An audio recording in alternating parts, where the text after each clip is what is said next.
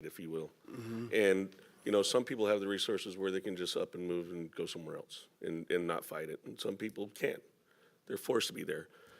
I believe us, as a government in general, often has the duty of regulating stuff, especially when they mandate for developments like Hawks Prairie to be built, that they have to have an HOA. Then I think you have a responsibility to make sure those HOAs aren't being ran like a police state, if you will, for lack of a better term. So I think, yes, this is a civil matter, but at the same time, we represent the people, and the people are a lot of them are feeling like they're just being abused. And I mean, I'll give you one case scenario, my personal thing. I lived on the corner, Whitney and McKinley, up in northeast Lacey. There was an accident in front of my house. It was there for 20 minutes. 3 days later, I got a letter saying, you got to remove your dilapidated vehicle or we're going to fine you. And it's like, are you kidding me? Yeah. You know? Or they take a picture of your garage door from the street and they say, replace the panel because it's dented. And you look into the picture and you're like, I don't even see a dent. Yeah. You know, and it's just, So, I mean, I get somewhere there's a happy medium. I get where everyone's coming from. I keep coming back to what our role is as a local government. And I have always seen our role as a local government is to provide services to our community, and sometimes services that's not being provided currently within the system. I think this is a service, a much-needed service, because as has been pointed out, there is more and more conflict that's happening between neighbor and neighbor, HOAs and neighbors. And what I say is let's see how it does. I think it should be on a case-by-case basis. I think we should offer this opportunity, let the HOAs know, let people know that if you have a problem with your neighbor, and I've gotten a lot of more complaints over the years about HOAs, and I just forward them on to the city. Maybe that doesn't go out to the councils, but I've gotten a lot of them, several over the years. And so I think it'd be nice to say, hey, this is a civil matter. The city cannot intervene, but there is a service that hopefully the HOA and you, or neighbor and neighbor can abide by and take advantage of the service and go that way. Them paying for it or the city paying? Well, we have this money set aside for the exact same thing. I would say we continue to move this budget over to next year, because we've already had it budgeted, move it over to next year, and then let's reevaluate and see how much it's been used. Well, and we're talking about one piece of this. This is kind of an update in general on how this program's going, and I think we haven't seen a lot of utilization, so we're talking about expanding the program. But I also didn't want to skip over the fact that I know the DRC did extensive outreach, right? That was, Correct. Jennifer mentioned that. And I do think that there may be an element of, this is a newer program, that Lacey is providing this support to residents, and word may not have gotten out yet entirely, even though we've been doing that outreach. I know also that in a minute, we're going to talk with our legislators about some of the things we want to see at the legislative level, and funding for low-income housing protections like preventing evictions is on the list, right? We want to make sure that people who need help staying housed can stay housed, because it's a better use of our funds than trying to address homelessness. I see this program in general as one tool in preventing evictions and getting to a better outcome for both property owners and tenants. So I would like to see us continue this program, whether or not we expand it to HOAs. Okay. Well, I skipped over the legislators. I'd like to get back to them as soon as possible. Do we have some consensus on this oh, look, Sam, do you want to speak? There is, look at that, whoa. We too get complaints, and Senator Patty Cooter is working on legislation. I'm not sure just what it will, but she's trying to address some of the issues with the homeowner associations, the more gregarious ones, and how you can, try to reach some peace between the homeowners association and members, yeah. and others, yeah, but I think sometimes we get these homeowners associations, the builder creates a homeowners association, it just carries on infinitum and ad infinitum, and maybe, hopefully we will find some ways to address and to ameliorate some of the concerns. I'd like to take we can table this till no hurry, right? We could table this if we want more discussion, but, you know, I move that we move the existing budget over to our 2024. We go by a case-by-case basis, and we add the HOAs as access to this program. Is there a second? I'll second. Well, there's a motion and a second. We've had some discussion. All in favor of that motion, please say aye. Aye. Aye. Those opposed? Opposed. The motion carries. Okay. Now, let's go back to our first agenda item, which is our state delegation. And thank you, guys. I appreciate it. And we do have a little state priorities. And I know just, was it last week? All my weeks are running into each other.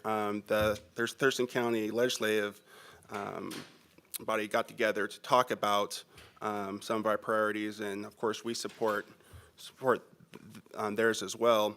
And we have this little handout. But you know, before I just want to again thank the legislators for this last legislative session. We were able to secure little over $1 million for the Great Kuya Park for the ADA accessibility path and the inclusive playground.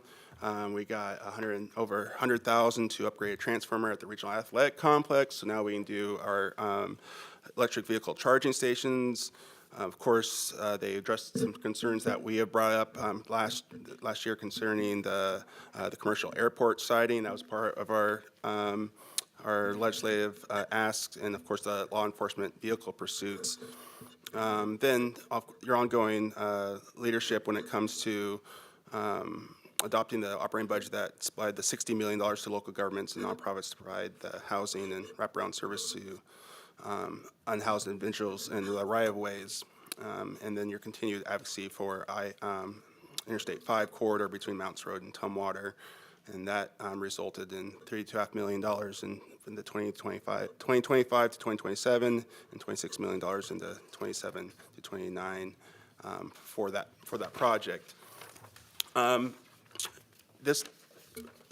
Our number one request has just flipped a little bit, and the council, we haven't even had to be able to talk about this with the full council, even though I brought it up last week, and that has to do with our Thurston County Regional Basic Law Enforcement Academy and Training Center.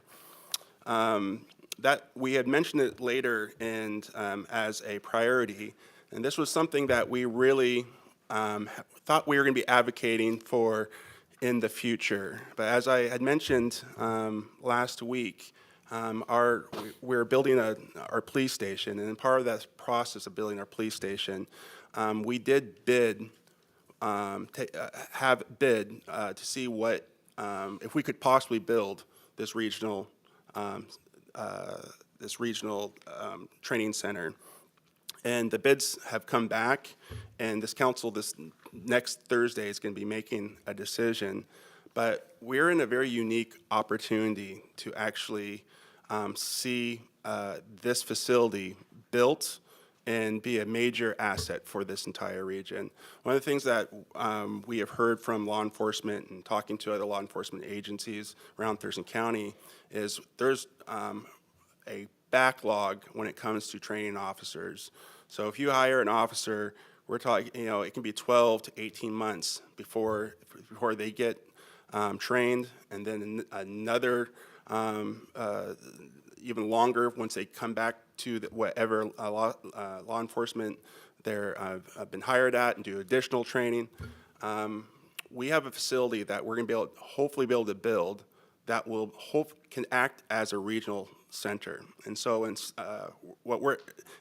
of them having to go off to academy, there's an opportunity for them to do academy right here in Thurston County through a satellite. And this is something that the legislature has been talking about for a while, is how do we get more satellite training centers, especially with all the requirements that have come along recently for training for law enforcement. This is an idea that's been talked about, and we've seen other places where they're trying to do it, and you know, they just don't have the space. Well, sure enough, we're going to hopefully have the space right here. And so this has now become our #1 priority for the city of Lacey, because we can make this sort of this dream that we thought we're going to have and have to work for the next maybe 10 years actually come to reality. And so behind the scenes, we've been talking to our partners here in Thurston County, saying, hey, if we are able to build this, would you be able to use it? Would you use it? And everyone, all the feedback so far has been really, really great. And so we're talking everyone from, the Sheriff's Department, Olympia, Tumwater. We have opportunity with State Patrol. We have opportunity to work with SPSCC for them to do a training program for this. We're working straight with SPSCC.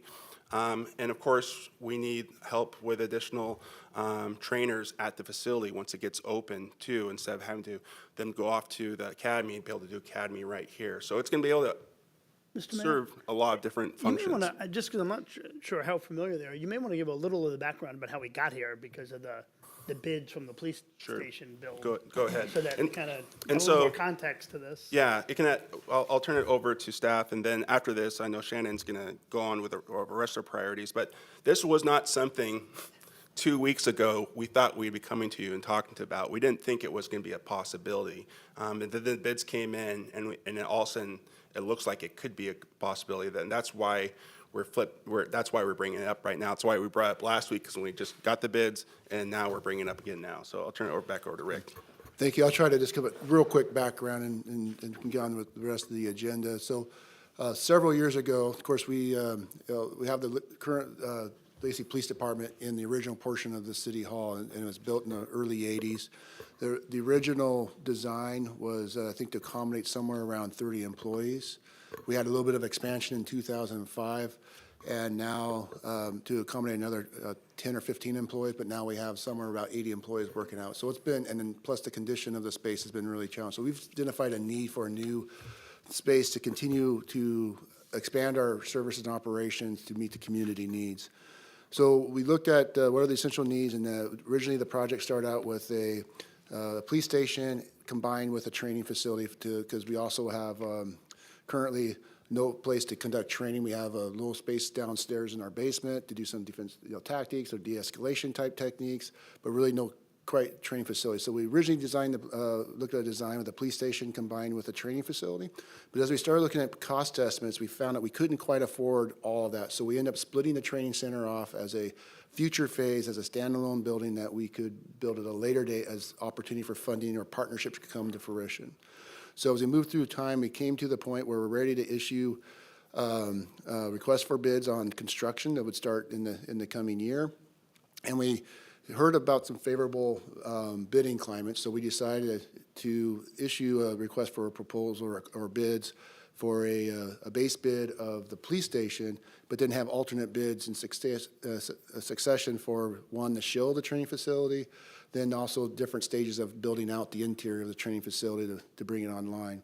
Thinking that we might be able to get the shield built, because that was something that was a priority, because as we're in the construction, if we have to build that in a future date, it would disrupt our operations. Well, as the bid climate came in and we received the bids, we saw that we have the opportunity potentially to build out the complete training center. And so a unique environment with the bidding climate, very competitive bids.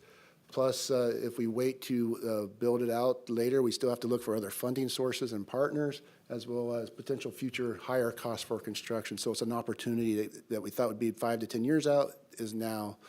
So we're going to look at considering how we approach that, and then look at approaching the legislature and other partners to see how we can bring not only the opportunity for regional partners to use the facility if it was something that they had interest, but also how we can bring that satellite facility for the state academy here to get more capacity in training police officers, not only just in basic law enforcement, but all the other measures that we need to have our law enforcement officers be aware of. The de-escalation techniques, all these different pieces of training that we're looking to have be applied in going forward in the future. It also provides an opportunity for consistency as well.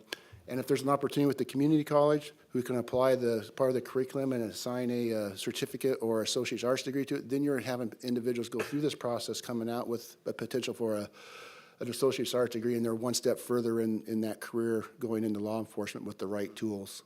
So that was the opportunity that we could present ourselves. So next week, the council is going to be considering what they're going to do in awarding the bids, but we want to put this on your radar tonight. And I know we talked about it a little bit at the legislative dinner last week, but we'll put it on your radar tonight just to kind of say this is something we want to kind of start working with you to figure out what is a good ask and how this could work to be a successful opportunity. Yeah, and so we're really asking, who do you think we should be contacting in the legislature? And because, you know, we're hoping to get some ask out there this session. I know it's a short session, but we're willing to talk to whoever we need to talk about and talk to see if we can get, you know, the training dollars for the additional and hopefully some capital costs as well. You have any ideas? So I'm a little confused. Okay. So there's the Emergency Coordination Center. Yes. Is that going to be expanded, or are we talking about two different facilities? You're talking about. Thank you for that, because the Emergency Coordination Center was something we were working on last year and building, and with the police station, in the public space portion, there's going to be a community room that we also would like to be able to convert into a emergency EOC, or Emergency Operations Center, in the event of a disaster. And so that $300,000 request has been for equipment to outfit that, as well as some generators. As well as some what? Generators, things like that can respond to emergency. This is a separate building. Oh. It is a separate. This is a separate building. Yes. And so this is something we kind of, as we, Attached to the police station. it's on the police station property, it's a detached, separate building. So is this with the police station? Yes. Yes, that's gonna be inside. Inside. I know, it the was somewhat, same somewhat building. confusing. This one goes here, this one goes here. And quite frankly, when we were looking at this, we're maybe thinking we might be able to get the shell, but the way the bids came in, all of a sudden this became a new thing that developed in the last 2 weeks. Center would be attached to the police station. The coordination center is a separate building, but, Other way Other way around. around. Other way around. okay. Coordinate, the coordinating center police is station would be inside. about 40,000 square feet with, including the EOC or the Yeah, yeah. and then The the, police station is with the emergency, I just have to say it. Correct. The emergency Nation coordination Center, And yeah. it's gonna be inside the police station. The training center would be separate. Correct. But in the same general Yes. vicinity. Same Where property. is that? Is it in 22nd? Yep. Yeah. It's right right here. next right door, here. right in our property here. Yeah. Okay, thank you. Sorry about that. Sorry to be slow on the pickup. And you're right, there's a long history there, because originally it was gonna be all one building, and then we're like, there's no way we're gonna be able to do this all in one building, and so we had it separated out on a parcel right in behind it. And then we're thinking, oh geez, maybe if we're really lucky, we can build a shell. And now we're looking, well, maybe we can build the whole thing, and if we do build the whole thing, you know, wow, what a regional asset this could be. And You already have the money in hand to build the police station? Is Yes, and possibly this, we just want to make sure if we're going to build it, we have all of our partners and, Support. and then hopefully a little support, because it will turn into a regional center and not just for the city of Lacey. that- Okay, so back to your question about who to talk to. So Yeah. John Lovett, Senator Yes. John Lovett, is, in the Senate, is really the lead Yes. on these issues. And then your capital budget chairs, once you have, you know, and both Rep. Bateman and Senator Hunt sit on the capital budget. Ways and Means, capital budget, Whatever we same call thing. it. Whatever, Yeah. they all do it together over there in the Senate. Okay. Senator Lovick is key because he has, Gotta fit into the regional picture. yeah, Yep. he has been keeping us monthly or bi-weekly updated on what's going on in Pasco, and the Pasco program has been just an absolute success. They've increased members of color and young people, moms who can't take the time to go to North Bend, wherever the training academy, well, not North Bend, I know where it is. Yeah. Berrien, yeah. Berrien. And, you know, they can do it at home, they'd be home in the evenings and stuff, and they're having real success in recruiting new and different law enforcement officers who, you know, not only will be trained, but will stay in the community as well, most of them.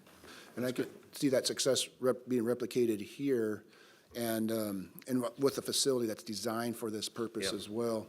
And then also too, partnership with the tribe and tribal police to, you know, bring that continuity as well as we look at good. law enforcement. We're working on those partnerships too. Okay, and with that, I'm going to turn it over to Shannon. She's going to run through real quickly the rest of our requests. Well, thank you, Mr. Mayor, and good evening, Senator and Representatives. I know we've got a new face around here, so maybe just some brief introductions as well to start this off. I'm Shannon Kelly Fong. I'm the Assistant City Manager for the City of Lacey, and if we want to start over on that end. I'm Rob Barnes. I'm actually Senator McEwen's legislative aide. He's traveling today, asked me to pop in to make sure to get some notes. And, What's he doing all this traveling? I don't know, what's he up to? he's on a family one this Yeah. month. But, and with the, just to say that, with the coordination and having what you're talking about, it's pretty interesting because Senator McEwen's son is now in training and has to go to Gary. So good points that it'll be really interesting in that as well. So thanks for having me. Well, I'm Robin Vasquez. Hello. I'm on the Lacey City Council. Lenny Greenstein, Lacey City Council. Malcolm Miller, City of Lacey, Deputy Mayor. Andy Ryder, Mayor of Lacey. Good evening, Rick Walk, City Manager for the City of Lacey. And I know I've already introduced myself, but just a reminder to use the mics. You got to turn on the green dot and speak into the mic.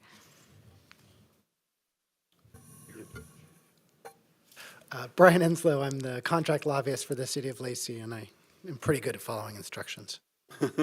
Michael Stedman, council member. Hi, Jess Bateman, representative for the 22nd. Carolyn Cox, Lacey City Council. Beth Dolio, rep in the 22nd. Sam Hunt, Senator in the 22nd. Well, thank you for doing those introductions. I'm going to briefly take us through our priorities for the city. How about the table behind you? Oh, absolutely. Yeah. Dave Schneider, City Attorney's Office. Hi, Scott Egger, Lacey Public Works Director. Bobby Wallace, I'm the Deputy Police Chief. Great. Okay. So we've got a few documents in front of you, and we're going to go over those tonight. And first, I just want to start off with our priorities. And so this provides just a brief overview of all of the city's priorities for the 2024 session. The other document that you have in front of you is the manual, which provides an overview of some other items that the city is interested in and provides a good snapshot and understanding of where the city is moving into this session. So moving on from what the mayor already went over, if you look at the manual, one of the next priorities for the city is a project that's located at the Regional Athletic Complex, and this is to replace the current lights that are at the rack, which are not LED. They are actually high-intensity discharging lights, which means that they are not very energy efficient, and they do contain heavy gases like mercury. And so the idea with this would be to replace 239 of these HID lamps with much more efficient LED lamps. This is something that is in alignment with the Thurston Climate Mitigation Plan, which calls for LEDs in public sector buildings. And LEDs would produce a much safer, much brighter. There would also be lighting that you could control, and they would last significantly longer than the lights that are currently there. As you can see, for potential funding sources for this particular project, the City of Lacey is putting in some significant funds, and then we'll also be working with RCO to attempt to get some state funding as well from either the youth field funding or WWRP in 2024, as well as looking to additional funding sources outside of local and state funding. And so this is certainly a project in a city amenity where we see over 2 million visitors and community members alike using not only the fields but the walking trails that exist there, and something that would really add a benefit for the Lacey community moving forward. Can I ask you a question about the rack? What's the status of the PFD? Like, do we have to update it or? No, that's a good question. Good timing. The Capital Area Public Facilities District, we just reached agreement with the other partners, the Thurston County, Tumwater, and the City of Olympia for extending it, and we just are circulating that interlocal agreement for signature at this point. So the PFD will extend it an additional 15 years, and then we'll be able to utilize that for expansion for Phase 3. And that doesn't have to go back to the voters? No. But there's a additional PFD that I think there's been some talk about in this area of the Tumwater to look at forming a second PFD that would, okay, Yes. point taken. It was But- just the sponsor of the bill that Yeah. harassed us a lot. But it was great for our community. Yeah. And this next phase of the RAC is going to be amazing. You know, we've been sort of waiting for this to happen, for this extension to happen, and then we're going to go right into looking at doing our next phase, and so we're really excited about that. I actually should withdraw my comment. He was advocating for it, and I really, really appreciate Senator Hawkins' work on this bill. Yeah. Are there any additional questions or comments that the council would like to make on this project? All right, well then, moving on. Our third item, which you can find here on the top right-hand side of the priorities list, is for long-term funding solutions to aid supportive housing acquisitions. And specifically here in the city of Lacey, I know you all are very familiar. You can see some of your faces here in the picture, which is Maple Court, and it's currently functioning as an emergency shelter with the long-term plan to convert it into permanent supportive housing. Currently, there is the state commitment for operating funds for the first 2 years. And as we look beyond that, we certainly are interested in finding some sustainable funding as we continue to operate as an emergency shelter, and then as we look to conversion costs sometime in the future. Councilmember Cox, is there anything you'd like to add on this one? Thank you, Shannon. My other hat I wear is chair of the Thurston Regional Housing Council. We're a young organization, and we don't have a lobbyist like Brian, but we did this year develop priorities for the legislature, which each of the participating jurisdictions is taking forward. And you'll see the top 3 listed, I think, on the backside, kind of in small print. Not a criticism at all, but just On page 17 locating of it on the back there. The top 3 priorities are to increase funding to meet the continued need for rental assistance for low-income renters in Thurston County. The group felt like this was probably the most critical thing to keep people housed who are on the brink of falling out of housing, and help them stabilize until they're more self-sufficient. The second priority is to provide long-term operational funds for programs established and paid for by the Right-of-Way Initiative. Everybody's familiar now with Maple Court and the wonderful ribbon cutting we had this summer with the governor. But it's gonna, it's funded for a couple of years of wraparound services and operation, and then what? Because we don't have enough local resource to keep this and the other initiatives that are coming along going. So we're asking for state help to sustain these things as they start operating and continue operating into the future.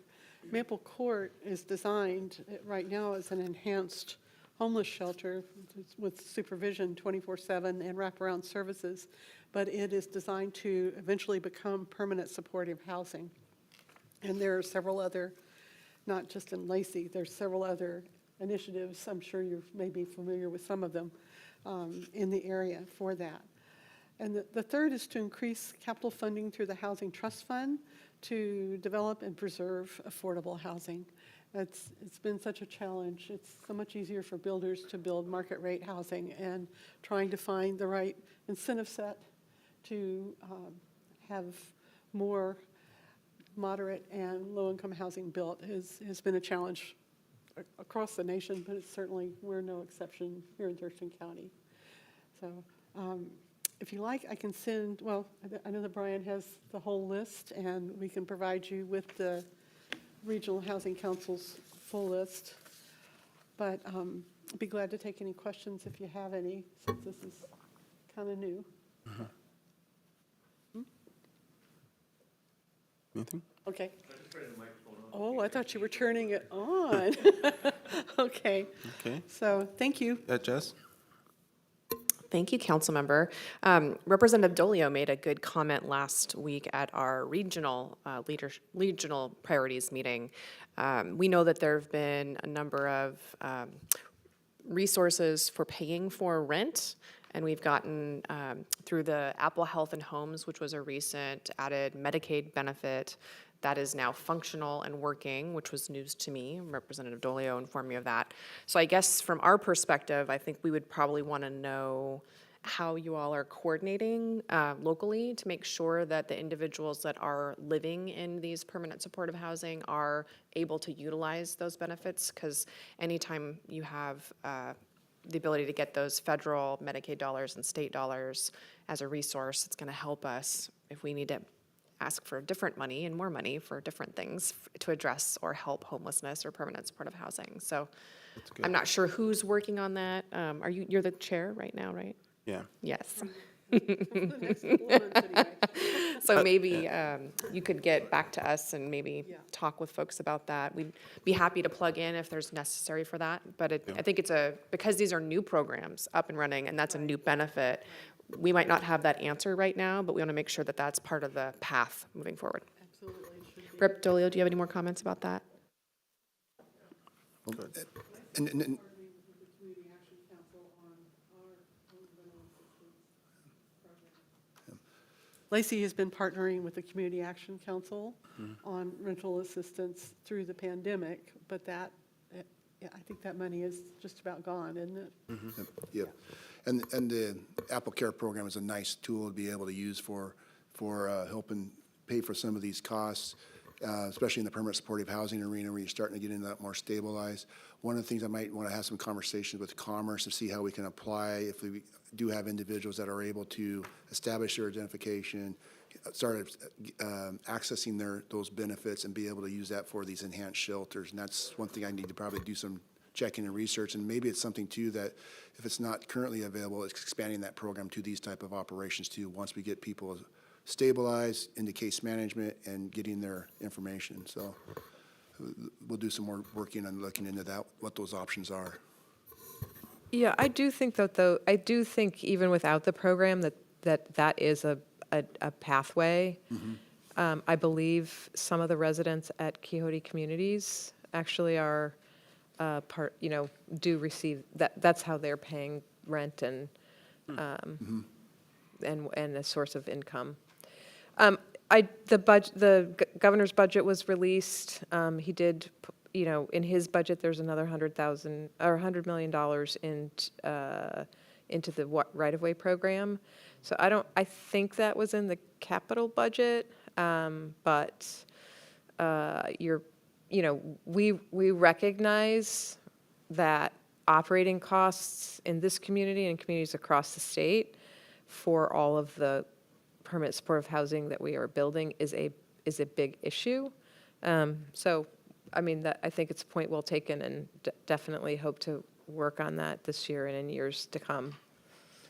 And I really appreciate all your efforts to get us to this point, because that's one of the biggest challenges we faced years ago is the infrastructure, the housing and shelter and the beds, and we're starting to see that turn a little bit, so thank you. And we'll go on to our next agenda item, or the next priority.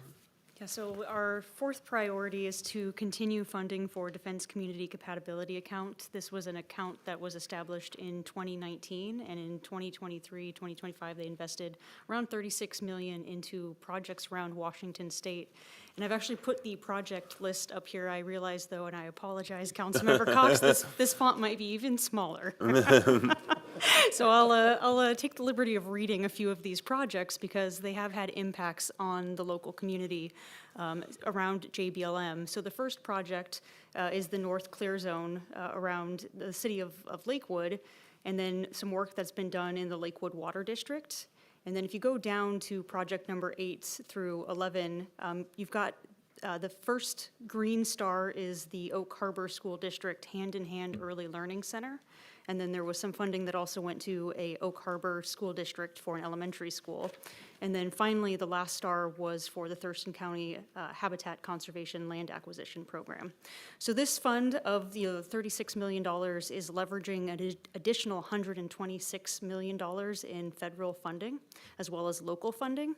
And so we think this is a really important grant opportunity for communities like the city of Lacey, as well as other communities around Joint Base Lewis-McChord, and that there could be future projects that could impact our city. And one potential project that we're taking a look at for if this would be a possibility or if there's other federal, state funding opportunities could be the Young Child and Family Center. I know you all are very familiar with the Young Child and Family Center. But just as a brief recap, there is a very critical need for early learning and indoor recreation here in the city of Lacey. Since the COVID pandemic, we have seen childcare facilities decrease about 30% here in the area, which puts the North Thurston Public School District in a extreme childcare access desert. And so we're working with our partners that include the North Thurston Public Schools, South Sound YMCA, and others on this Young Child Family Center. And this is one of those projects that we think could really help impact the community as well as our local military installation with JBLM. With that, I'd hand it over to any council members who have any comments about this project. Councilmember Vasquez? I mean, making sure that we have access to affordable, high-quality childcare increases the financial stability of the community. And we don't have enough. And that's no secret, and it's not unique to Lacey or Thurston County, but we have this opportunity to invest in something that could help military families and help the larger community. And we're not quite ready to get the money yet, right? But we're building partnerships so that perhaps next year we'll be ready to receive funding. So we just are getting ready and hoping that everybody will be on board next year when we have a plan put together to build this. And it's very exciting.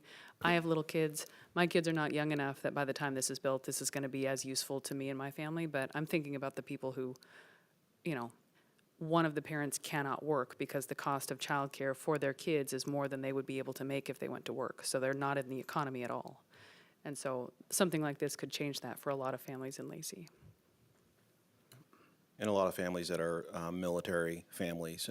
We have a high military population here, and a lot of those families don't have any childcare. So even if the spouse has, you know, a career that they left behind in Georgia or North Carolina or wherever the case may be, they get here, and even if we can get their license, you know, updated to the state of Washington because of the program that passed earlier this year, maybe they can, maybe they can't afford childcare. So, you know, city manager and I went to D.C. earlier this year. We talked to Senator Murray's office, we talked to Senator Cantwell's office, we talked to Senator Strickland's office. Congresswoman Strickland's office. All of them, especially Cantwell's office, was very excited about this program. And we also talked to the executive director of DCIP, who you know, gave us some guidance on this. This is something that this community really needs, especially after the pandemic when we lost so much childcare, and then the other you know, demographics involved in this is that, you know, the kids who do get to access something like this have a much higher success rate in K through 12. So this is one of those community assets that I honestly feel that we probably can't afford to not have. Is just kind of a matter of how do we get there. Great. My daughter pointed out that when her son went to first grade, it was like a big pay increase. That's what she was paying, as you know, what she was paying for childcare. Yep. Secondly, you mentioned something about JBLM. I just have to throw something out here. I've been working with a number of other people on a Council of State Governments teacher compact to facilitate teachers from other states teaching in Washington. And we got it through the Senate 49-0 last year, and it ran into an iceberg in the Senate or in the House. But we're working on that because that would certainly, you know, not only for childcare, but for, you know, having more quality teachers in our classrooms. Great. All right, well, continuing on to another future project. We've got the Joint Animal Services Regional Animal Facility, and so there's no request or anything at this point in time. We just want to bring awareness for a project that we do have coming down the pike. And so you can see the current Joint Animal Services Facility in this photo here. This is a building that was constructed in the 70s. The city purchased it in the mid-90s and converted it from a warehouse into the existing animal shelter. It serves as the regional animal shelter for Thurston County. It provides enforcement. It shelters over 3,000 animals per year. It provides medical care for strays, adoption services, licensing, emergency housing. And the facility is really not in very good shape at all. In fact, we are working on a, we are working on, thank you. We're working on a capital facilities plan, and it is failing.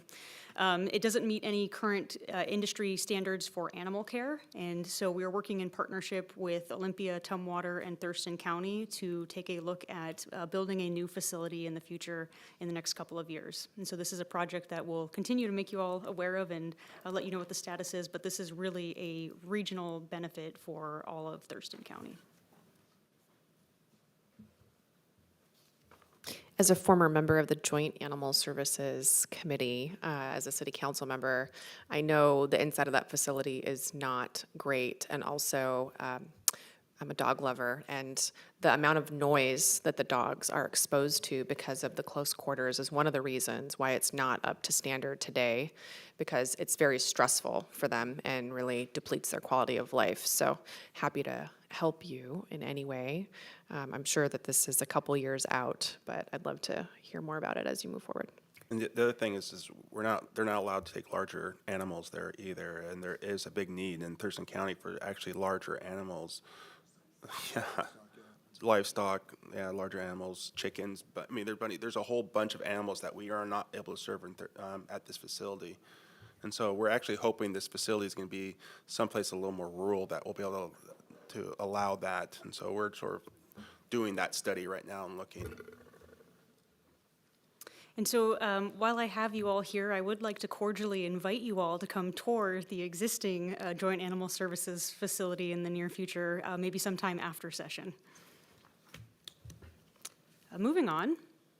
So our fifth item on our priorities list is to continue the focus on the I-5 corridor, which I know you all are well aware of. And one of the things that was concerning this year was, we had funding budgeted out moving forward last session for some of the roundabouts. And one of the concerns that we have is that there could be a potential shortfall in funding for the roundabout located on Vale Road and 507, excuse me. And so we're certainly taking a close look at that and wanting to get some more information on that. But one of the things that we'd want to ensure is that with the construction of those 3 roundabouts, that we have funding for all of the roundabouts, which would act as the alternative to I-5 during construction, or if there were any emergencies that would impede traffic on Interstate 5. And so that's certainly concerning for us because if one roundabout isn't there, then it makes the other 2 roundabouts less efficient and effective. And this is certainly something that we're going to continue to work with our partners as well as our federal delegation on moving forward. So we don't have any specific asks except for paying attention to that roundabout. Well, it's an estimated, and so again, we're wanting to make sure that we have whatever that shortfall is, if there is a shortfall and gap in funding for that roundabout, which there appears to be. We don't have the final numbers yet, though, but it's certainly looking that way. That's not going to be enough. Just for my own clarification, if we got the money this year, would we be able to use it? Or is this another one of those things where we're not quite ready yet to move forward with the project? We are ready. So if we receive the funding, it could make a big difference. No, I'm looking at Mark over there. We're not quite ready. Yeah. Yeah. And Hi, Mark Daly. I'm the director at Thurston Regional Planning Council. The county also is requesting that it be for the 27 or the 25-27 biennium. Okay. So we're just not there yet. Well, that's good. Good to know. Let's hope the favorable bidding environment continues. Yeah. So unfortunately, the bidding climate for transportation projects is not the same as what you're experiencing. So there's a very significant shortfall in our transportation budget based on the bids that have come in for major projects. It's like in the hundreds of millions of dollars kind of shortfall-ish kind of thing. There just aren't enough contractors who are doing these big transportation projects in Washington State. So it's a big problem. We're going to be spending some time on that this session. And, Rep. Barkis's ranking on transportation will be very engaged in that. So he's your person there. Great. I'm on transportation too, but he's in the room. I'm not. Go ahead. I just quickly wanted to interject that the governor's budget proposal, which was released yesterday, did not negatively impact our project like it did last year. So we're still, thanks to all your good work last year, putting the amounts in the biennium as requested. So just wanted to note that we're not kind of fighting upstream all session like we were last session. Great. All right, well, moving on, like Councilmember Cox already brought up, we also support legislative priorities of the Regional Housing Council, in particular, their top 3 legislative priorities. In addition, we also support the legislative priorities of the Association of Washington Cities, South Sound Military and Communities Partnership, and the Thurston County Shared Legislative Agenda. I mentioned the policy manual, which again identifies broad policies beyond the city's priorities, and so there's certainly a lot more listed in there than what's on the flyer in front of you, the 2-page flyer, and includes more in-depth information, and this is just an example of one. With that, that is all of our priorities, and I think something we'd be interested in hearing is what your priorities and expectations for the upcoming session is, and if you have any questions on the council's priorities or the council's manuals beyond what you've already asked. No, it's a short session. I said today earlier that the purpose is to do 105 days in 60 days. That's what it feels like. So I'm just curious on number 6. I know I'm working with North Thurston Public Schools on the bond issue, and I don't think we have any bond money in for the early learning childcare. But is that a 25, 27 goal as well to start working on that? Or? So the North Thurston Public Schools in this next levy is going to be putting some money in there to help with this, and so it's not going to build the whole thing. Though it's only going to build some of it, and so that's why we're hoping that we can marry their dollars up with other dollars to actually expand and do more of it, especially all the indoor recreational part. They for sure won't have the dollars for that. Yeah. So they're focusing on maybe having some more classrooms, early childhood classroom, setting, but nothing to the full build out. What we're hoping for on the full. And that's planned next to Nisqually Middle School. Yes. The old softball fields or whatever those were. Yeah. Old Bucknell Fields. Yeah. Anything else? You got anything, Brian? Okay. I have something that pertains to the cities, and it has to do with recycling. We have woefully underfunded recycling infrastructure in our state, and there was an effort last year and previous years to really create a state-of-the-art recycling system in Washington State. So what we're looking at is pairing extended producer responsibility, so EPR, which moves the producers, the people who are bringing the waste in, so the things that show up at your door from Amazon, for example, that packaging, all of that, they would actually pay based on the amount of material that they bring into our state, that would then fund the recycling system. So basically, it would eliminate the ratepayer's responsibility. You wouldn't have to pay any longer for recycling. It would be funded by the producers, and the producers are in favor of moving to this from a sustainability perspective. Many of them have goals that they need to meet. They can't meet it with government putting money into recycling systems, so they're sort of bonding together and bringing forward solutions to legislatures and countries, actually, and so legislatures around the United States, and then countries beyond. So, and then to really increase the amount of recycling that is collected, it's paired with a bottle bill. So you pay on that food grade material of plastic, and aluminum and glass. You pay a deposit on that and then return it to, basically a grocery store, or there's a little like cubby where it's a great system in Oregon if you've ever seen it work there, and you get that return back. So There's a really great study that just came out. We ranked 15th in the nation for recycling, which is pretty good, but Washington State likes to lead in environmental areas. This is a big priority for the legislature this year, and it definitely does. We're engaging a lot and negotiating a lot with local governments because you've been on the front lines of funding this and providing this. Yeah. This is the RAP Act that you're talking about, and they have done this in Oregon, and it's been successful in many cases. In some cases in Oregon, though, there's a mandatory take back, and there are some retail places that are just not set up for this.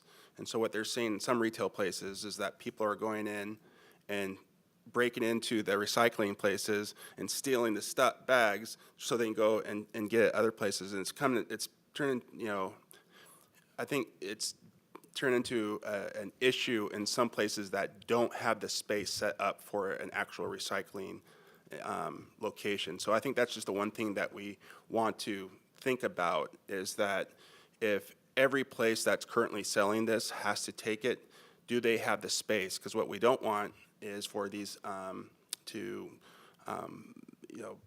be in a space that's not compatible, and now we're dealing with rodents and everything else because they just don't have the proper space. So I think that's just one thing you need to think about. In some places, maybe it's like within a certain distance of an area that has adequate facilities.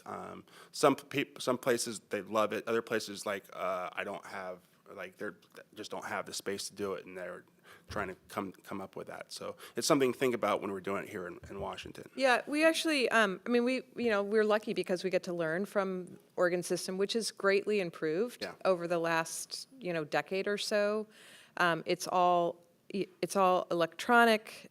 You have your card, you've got your green bags, you just basically go and put it into, it's actually a separate space from the grocery store. It's a setup sort of like, it's almost like a truck, the back of a truck, right? That you put your bottles into. And so, but we are definitely working on the convenience factor and making sure that there is a convenience ratio within the bill, and making sure that we're avoiding some of the pitfalls that we know Oregon has seen over, theirs has been in place for 50 years. So, but pretty much all of the top 10 recycled rates have the curbside extended producer, have a bottle bill, actually. It's not even the EPR. So we could really significantly increase if we have these two paired together. They're going to be two separate bills this year. So anyway, yeah. I have a question about the charging producers for what they're sending into the state. And maybe this is a problem we would want to have, and this is probably decades out in the future, but it seems like it would incentivize producers to package less, right? To use more recyclable packaging and use less weight. But if we fund our recycling programs on something that is sort of incentivizing reduction, are we going to get into the gas tax problem, whereas we have, we find those efficiencies and then we don't have the funds for the recycling program? Yeah. Have we seen that? I think as you wean yourself off of packaging, then you actually, can actually increase the kinds of materials that you take. So that's and we start off with a statewide list that is consistent across the state of what will be taken and used. And we've also put in the policies in place that require certain percentages of recycled material in products. So that's the other thing we're trying to do, is we're never going to completely reduce waste, but we can definitely incentivize it being utilized in a circular fashion. Yeah, and while you're talking about the Climate Commitment Act is not actually a tax, but the other, just on energy, Puget Sound Energy, who provides our energy here, has come to us and asked that we give them some additional tools to help them address the fossil fuel emissions from the gas sector.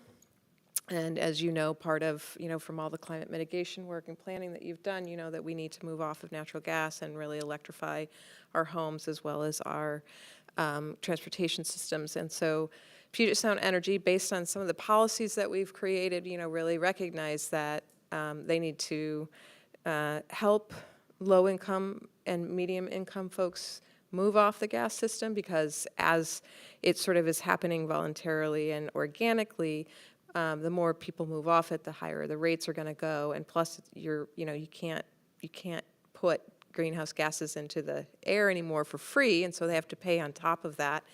So just they're really looking at how to be at how their company can start to move away from their gas sector and some of the tools that they need. So that is my bill, 1589. We did run it last year.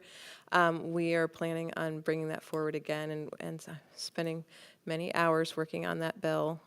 So to make sure that this transition doesn't have a negative impact on low and moderate income families, and that we do it in an organized transitional way over the decades that we have to do this to 2050.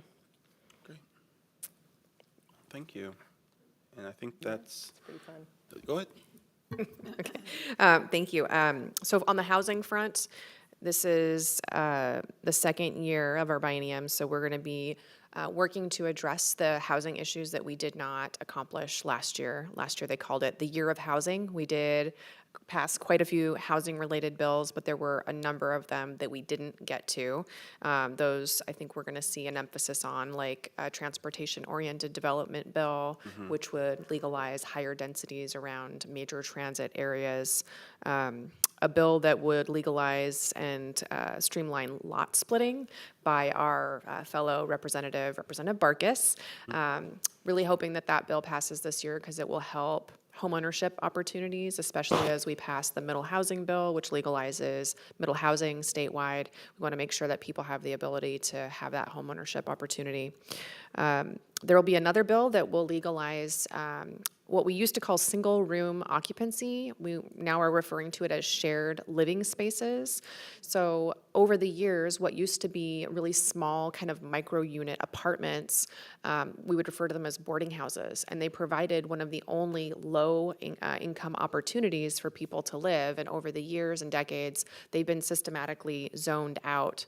So there's an emphasis on kind of reigniting that type of housing again and making sure that it's legal to build those throughout the state. As you know, housing costs are extremely expensive for construction right now, and if you can have one unit with shared kitchen, shared bathrooms, you can start to see some reductions in cost. We need, over the course of the next 20 years, 500,000 homes at 0 to 50% AMI. And that's very difficult to build in the private sector. It does require some kind of subsidy from local government or state government or county government. And the way that we fund meaningfully affordable housing, Councilmember Cox, the chair of the Housing Committee, mentioned the Housing Trust Fund. That's how we fund that meaningfully affordable housing.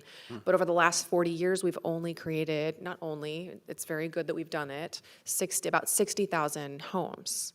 And over the next 20, we need 500,000.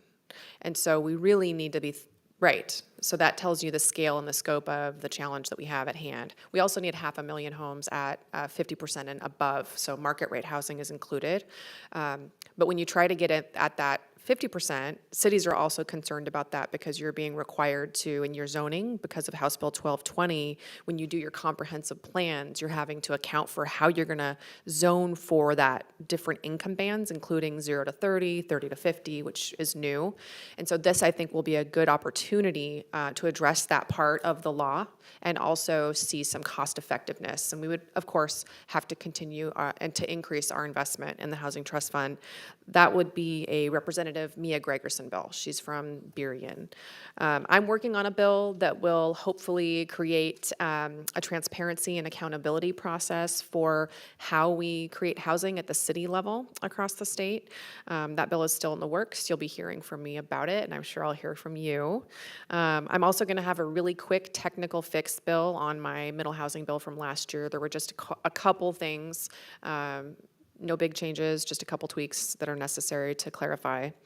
We are also going to see a continued focus on rent stabilization. We have members within our caucus and advocates that continue urging us to take action on some type of legislation that will allow for a cap on a % increase for rent. Last year, we had 2 bills, a rent increase cap, and then also an anti-rent gouging bill. Neither of those bills moved through the legislature.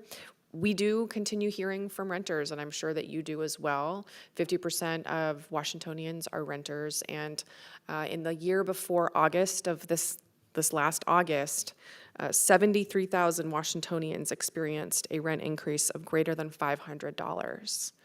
So we're experiencing really challenging times for people, and I bring this forward because we're going to continue to see that focus, and it's going to be a part of the conversation around housing next year. And for the Housing Trust Fund investment, we had a REIT 2.0 bill last year. I forgot the actual technical name of it, but it was a bill that would have changed and created a more progressive, some would say a progressive taxation on REIT. I'm butchering the definition. I'm not on the finance committee. But next year, we're going to have, it's basically going to be an affordable housing real estate transfer surcharge that advocates hope will create about an extra $200 million a year that could be put directly into that housing trust fund, and then also help with housing for developmentally disabled individuals and permanent supportive housing. So that's just a brief synopsis of some of the housing stuff. Money that you need. Yeah. Thanks. Go ahead. So I gotta change my language, not boarding houses, but shared living spaces. What's the bill number on that? Do we have one yet? I don't think I have the bill number yet, but I will find it and send it to you. I would love that. Just the first thing that occurred to me, I was thinking about when I had my own shared living experiences, if anybody went to college and lived in a dorm or lived in a suite with people, not everybody continues to live in that type of environment, but I made some of the best friends of my life there. And I know that it doesn't work for everybody, but the Surgeon General also recently came out with a report that America is experiencing an endemic of loneliness. And it's actually having tremendous negative health impacts on people because we don't have a lot of the shared spaces we used to. So I wonder if there's an opportunity for connection, because not everybody pictures themselves as living in a shared living space like that, but there also might be an opportunity to build community around that kind of living space that we don't have now. Mayor, may I respond? Go ahead. Thank you. I think the bill's also going to address how you could potentially retrofit a current existing building to make it a shared living space and make that legal. Another, when we think about the misallocation or underutilization or efficiency of housing and resources, by one estimate, California had enough vacant rooms in homes to house all of their unhoused population. So we have folks now that, because of the housing market and the prices, they might live in a Rambler that's a 3-bedroom and it's just one elderly person, and they have 2 extra bedrooms, and in fact might benefit from having. So that's a strategy that the City of Lacey is already implementing. We are doing a home share program. We work with I thought it sounded familiar. Yes, yeah, that was just, that came out of some conversations of like, geez, how can we get more housing? And we have a big senior population, and it's like, well, imagine if the seniors could room with seniors, and how can we marry this up? And so I'm actually doing a bill that, so there's the low income property tax exemption for seniors, and they have to count the income that they receive from people renting spaces in their room against their income, so it lowers their exemption. So I am running a bill that would eliminate them having to report that income so that it doesn't dock their exemption. Yeah, that was actually brought to me by a constituent. So, well, and this is something. Yeah, was it in? She's in Lacey. Yeah. Yeah, maybe. Anyway. This is something else I want the state to think about, and especially when you think about housing and what could be an unfunded mandate. Whatever the state comes up with for these housing strategies, you have to remember it's the cities and the counties that have to implement it. right? And the one things that we're seeing, and you talk to Thurston County, is they don't have the inspectors and the planners necessary to go through their big backlog of housing that they have, right? If it takes you, the county a year and a half to approve a plot because they just don't have the people to do it, then no matter what the state does, we're not going to build more housing. And so what I'd like you to think about is maybe some strategies where cities and the counties can apply to get some funding so we can staff up for this additional housing that we need, because that is something that we need, and it turns into an unfunded mandate, and you have this big backlog, and it'll never get built. May I respond? Yeah. More than happy to help work towards getting you more resources to create more housing. We know that we are experiencing not enough planners because the changes that we have made to comp plan requirements for you all. We did put money aside for 3 different colleges to help you with your comprehensive planning process. If you have any topics that would help streamline and make building housing quicker, I am all ears and would love to talk with you about that. We will hit you up with that. And if I can just add real quick, I do appreciate, the legislature looking at the planning requirements and actually providing grant funding to come down through Commerce for us to update, especially for this 2025 update. And, just, you mentioned, Representative Baby, you mentioned a little bit earlier about the work to identify what type of housing that various income strata. Ironically, tonight, the next presentation is going to be the work on that, and you see that stuff coming forward, that we are going to be starting the baseline for our 2025 comprehensive plan update. So those are things that the legislature and you've all worked towards that we're now implementing and moving it forward. So thank you. Thank you. Thank you, guys. We appreciate it. We'll see you. Okay. No, we're over, right? No? Anything? Okay, I think we're done with this agenda item, and we will move to our next item, which is our Growth Management Act housing allocations. Ryan and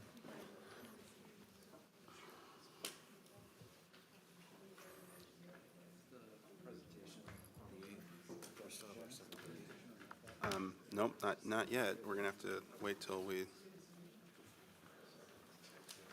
didn't put a time on when we have to go to the executive session.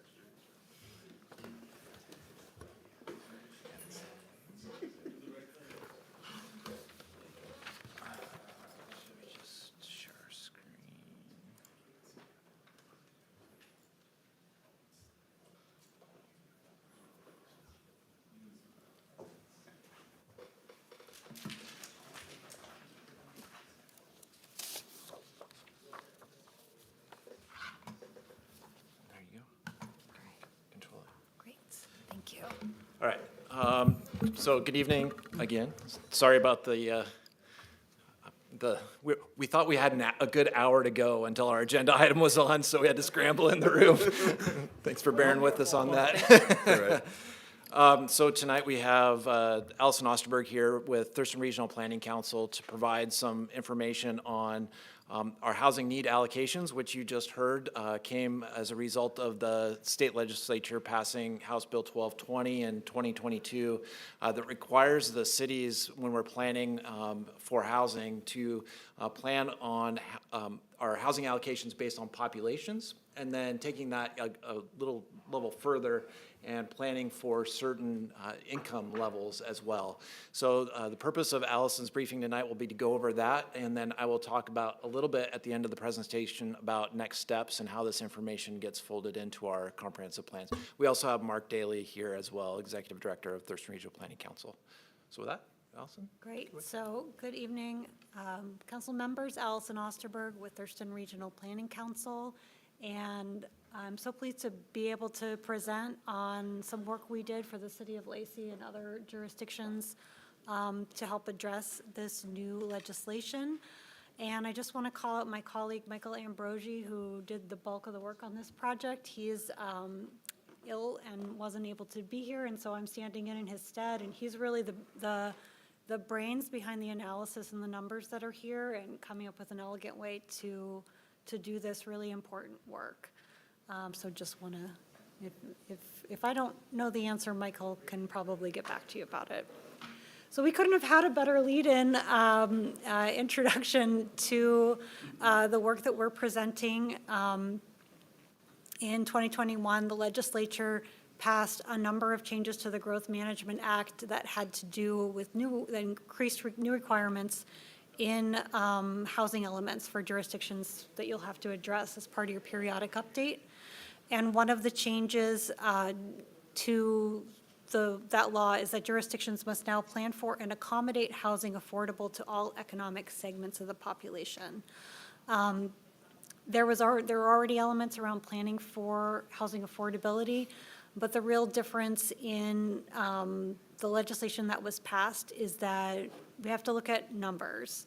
And we have to look at not just housing that's affordable generally, but we're looking at really specific income levels. And that's what this work is about. What we know is that we're not starting from zero in the city of Lacey or in our region or statewide. There's a lot of work that has already been done around coming up with policies, understanding the context of housing affordability in our community. That is already discussed in our countywide planning policies, in our comprehensive plans, in housing action plans, in the homeless crisis response plan. All of these planning efforts have thought through and contain policies that promote housing for a range of incomes. And so this work, what it does beyond that is really driving down into getting a better understanding of quantifying what the housing need is for different income types. Who are we planning for as part of this effort? The legislation, the guidance that came out from the State Department of Commerce on how to do the requirements is really specific about how we break down those income levels. And so we're looking at different brackets of area median income up to, we have to plan for 0 to 30% AMI, 30 to 50, 50 to 80, 80 to 100, and 100 to 120 of area median income. We also have to look at what the need is going to be in our community for emergency shelter, so shelter beds, emergency housing, and permanent supportive housing. But as part of this, we also have we also look at the total housing need in our community. And so you will see represented in the numbers that we have the need for housing for folks who have higher incomes in our community. We try to indicate that as the remainder. It's still a lot of folks in our community, and one of the messages from this is that that's not the focus of what we're planning for that housing need as part of these requirements, but the message is still there that we will need housing for all income types, and that includes folks at all income levels. Allison, I have a quick question about these numbers. So we're getting really granular into the different levels of income. Are these statewide numbers, or are they adjusted because the profile showed us that there's certain cost of living differences in different cities in Washington? So these equivalent household incomes are for Thurston County as a whole. They're not, we do have different Thurston County, different there's some incomes for differences. Thurston County jurisdictions, but for this effort, we looked at Thurston County as a whole. What we know, this is no surprise to folks around this table, the need for housing in our community is really great. And so this slide is showing the existing housing stock across Thurston County entirely, broken out into those different income brackets. So countywide, we have around 121,000 homes that are available as of 2020, and you can see the bulk of our housing stock is in that 50 to 80% in kind of those central bars. And there's less in the lowest income brackets, and there's really very little permanent supportive housing, and with all the work that's been done locally, really important, really good, but the need is there. And what does that need? Part of the numbers that we get from Commerce through this process breaks out what the need is when we look ahead over the next 20 years at these different income brackets, what the need for housing will be. It's important to remember that these are not targets. What this effort is really trying to show is that with the population growth that we are expecting in our region, people in our community are going to be at different income levels, and they will need housing at these different levels. And the charge really in this legislation is for jurisdictions to really grapple with the fact that there will be folks needing housing at these lower income levels especially.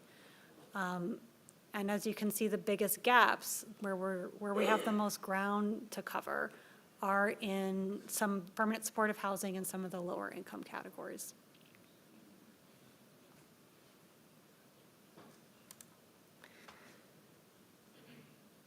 So those numbers that I just showed come from the current housing allocations that are developed countywide by Thurston Regional Planning Council, and then the breakouts by income level are what were provided to us by the State Department of Commerce, and that's not something that we have discretion over as part of this process.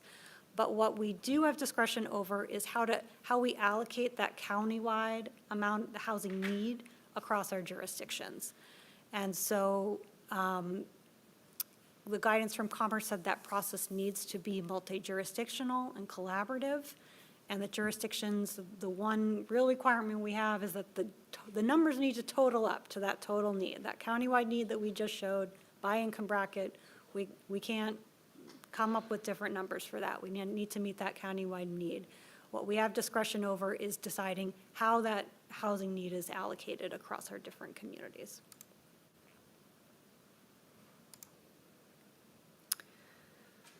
So this is a brand new challenge to be dealt with as part of the comprehensive plan this year, and to deal with it, planning managers and staff from Thurston County and the cities of Lacey, Olympia, Tumwater, and Yelm contracted with Thurston Regional Planning Council to look through the guidance from Commerce, to look at different methods for allocating that housing need that were provided by the Department of Commerce, and also by jurisdictions that have a slightly, that are ahead of us in the comp plan cycle and have already tackled this.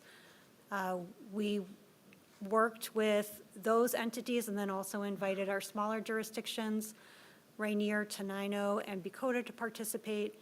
And the goal was to reach consensus on a preferred allocation method for how to allocate that need across our jurisdictions. And so we did that. We met a number of times, looked through the different options, weighed through the different ways we could split these numbers, and jurisdictions did come to consensus around that. So at this step, we are presenting that preferred allocation method to all of the jurisdictions, and last evening we presented to the Regional Housing Council. The recommendation from that staff work group is that these allocations be approved, be adopted by Thurston Regional Planning Council and early next year, and that they be the basis for jurisdictions to use, all jurisdictions to use in their comprehensive plans going forward. And the link there is that because TRPC, we already do population allocations for small jurisdictions. This kind of builds on that work, is consistent with all that work, and it's a good regional body to kind of provide a landing place for that and provide some support for you all going into your comp plan updates. But then the work really, this is a small piece of all the work that will need to happen in the comp plan updates, and jurisdictions will need to document those allocations in their housing elements and show that the policies in the housing elements are removing barriers that will enable jurisdictions to address the housing need that's identified. Something we talked about in that group a lot and that came up is that jurisdictions do not, for the most part, they're not building this housing. The private sector, for the most part, is building housing. And so the charge for jurisdictions is to understand the need in the community and see what policies and programs and procedures they can put in place to help make the conditions on the ground so that those can be achieved. As we were having those discussions, the staff work group, where we started was a discussion about what are our shared values that should guide how low-income housing is and affordable housing is allocated across our community. And the three values we landed on is that everyone agreed that this allocation method should be fair. And by fair, the group meant that low-income housing should be distributed across all our jurisdictions, shouldn't just be concentrated in one or two jurisdictions. There will be people at all income levels in all our jurisdictions, and they will need places to live. At the same time, we want to recognize that there are differences among our jurisdictions in their existing housing stock and their capacity for housing. And so we want to recognize that not everyone's starting from the same place. We wanted to make sure that the allocation method was clear, that it would be relatively easy to communicate to the public and elected officials, and easy for us to replicate in the future when we need to do it again, which we likely will need to do. And folks also wanted to make sure that the method we used was cooperative, that it built on the existing structures that we already use regionally through our regional housing council, through our countywide planning policies. And most importantly, we needed a method that everyone agreed on and that everyone had buy-in to and felt like, although the numbers, as you'll see, are a lot, everyone's in the same boat with doing that. And we were able to get there. So I'm just going to go, this is a really simplified example to explain how the methodologies work. So we have a very simple county. It has 2 communities within it, and within those communities, each of them have some orange houses and some blue houses, but not the same distribution of those different types of housing currently. And we know that in the future, across the county, we'll need 4 more blue houses and 4 more orange houses. And so the question is, how many of them should go into each jurisdiction? As I mentioned, Commerce provided 2 methods that jurisdictions could choose to use.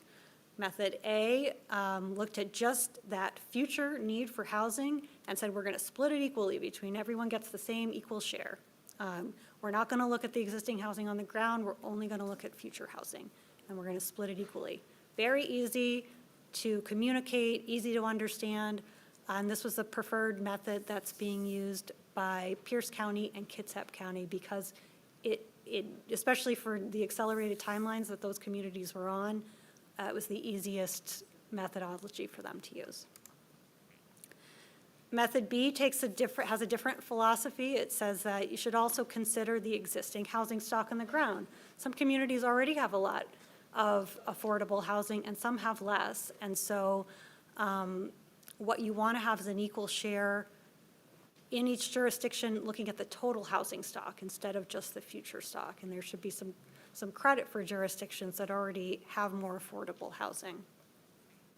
So method B, philosophically, I think a lot of jurisdictions were interested in this method, but practically, something about the way Commerce did the method, it can be a little confusing. For some jurisdictions, it results in negative allocations at some income types. It's just harder to explain, and so no jurisdictions have opted to use method B. But Commerce does also allow jurisdictions to take a different approach and come up with their own justification. So King County and Snohomish County have done a hybrid method, one that combines kind of the best of both worlds, methods A and B, and ultimately that's what our staff work group decided on doing. They wanted to do a hybrid method that was most similar to Snohomish County, the approach that Snohomish County has taken. And so what that allocation method looks like is that it's based on method A. It starts with that equal share of new housing units across the jurisdictions. But it gives some credit to jurisdictions that have currently a disproportionate share of low-income housing when you compare them. But it doesn't totally take that into account. It just adjusts the numbers then so that we get to the totals. We can meet the countywide need, and we can meet the individual jurisdiction projections that we already have. And it's relatively easy for us to replicate in the future. We don't need to go find some new data or do any different kind of analysis to do it, which is what King County's method would have required. And so we got consensus agreement from all the members of our staff work group, representing all the jurisdictions, that this method best represented those values that they had decided on. It was found to be the most fair, the most clear to communicate, and cooperative, the best combination of those values. So I know what you really want to know is, what does this mean for Lacey? So to walk you through that, these are the housing supply in Lacey, starting with what we have on the ground right now in the city and in the UGA. That's 2020 housing supply. And then the projected 2020 to 2045 housing need in the future. And these aren't new numbers. These are already numbers that are developed through TRPC's projections. And we look at how that housing on the ground today is broken out. The top bar you can see is how Lacey's current housing stock is broken out by those different income brackets and how that compares to countywide. So some differences in Lacey compared to countywide. And then looking ahead to the housing need, that projected housing need, here's what it looks like when it's broken out by income for Lacey compared to the county. Or countywide, that's not, the county is just all the jurisdictions all together.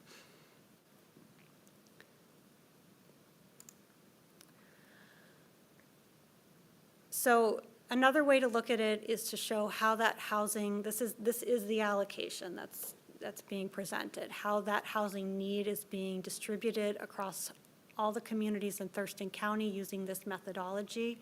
This combines all of the income levels from 0 to 50% area median income. And so you can see that this is just the new housing need, 2020 to 2045.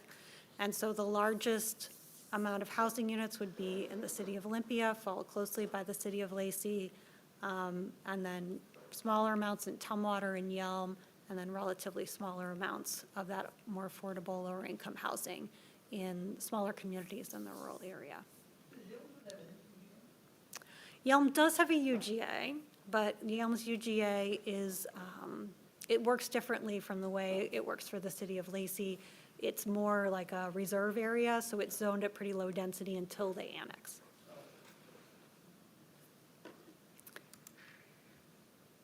So I think from here I'm going to hand it over to Ryan, but the important thing to know is this is just one piece of a lot of work that's happened and is continuing to happen. Yep, great. Thanks, Allison. So, this is, I guess, kind of telling us what we already knew, which is we need more housing everywhere, right, at all income levels. So in this process, that's been my takeaway, is more of everything everywhere. And this isn't the beginning of our housing-related initiatives, especially to get more affordable housing, get more housing at all income levels. So I just wanted to remind the council with this slide that, we've done a lot of efforts over the last number of years on a number of different initiatives. So permit streamlining, specifically our pre-approved accessory dwelling unit program has been looking at trying to, how do we make, the barrier to entry for an accessory dwelling unit much less than it typically would. Our zoning changes, our low-density zone consolidation, which allows a duplex or a triplex on every lot in Lacey. The expansion of our fee waiver program to the private sector. So this was something that was previously only available to the nonprofit sector building affordable housing. Now it's available to the private sector as well. And extension of the multifamily tax exemption in Lacey Midtown through 2034. But we still have more to come. One of the things that I'll mention here at the outset is that we have our countywide planning policies, which sets forth the framework on how we plan throughout all our jurisdictions in Thurston County. And those countywide planning policies really don't have a lot in them related to housing. It really is on, how do we deal with our joint planning and our urban growth areas and the rural areas and those kinds of things, and maybe some environmental characteristics, but it doesn't have a lot in terms of housing. And so I think to come, we will be continuing this kind of regionally at a higher level on what do we do and how do we incorporate some of this work into our countywide planning policies. Getting down to a more finer grain element, our housing element, of our comprehensive plan is going to be a big part of that as well. As Allison mentioned, we'll be looking at our whole suite of policies and regulations to make sure that we're able to meet these housing projections, and identifying and implementing our policies and regulations related to racially disparate impacts, displacement, and inclusion in housing, which is a new legislative requirement as well.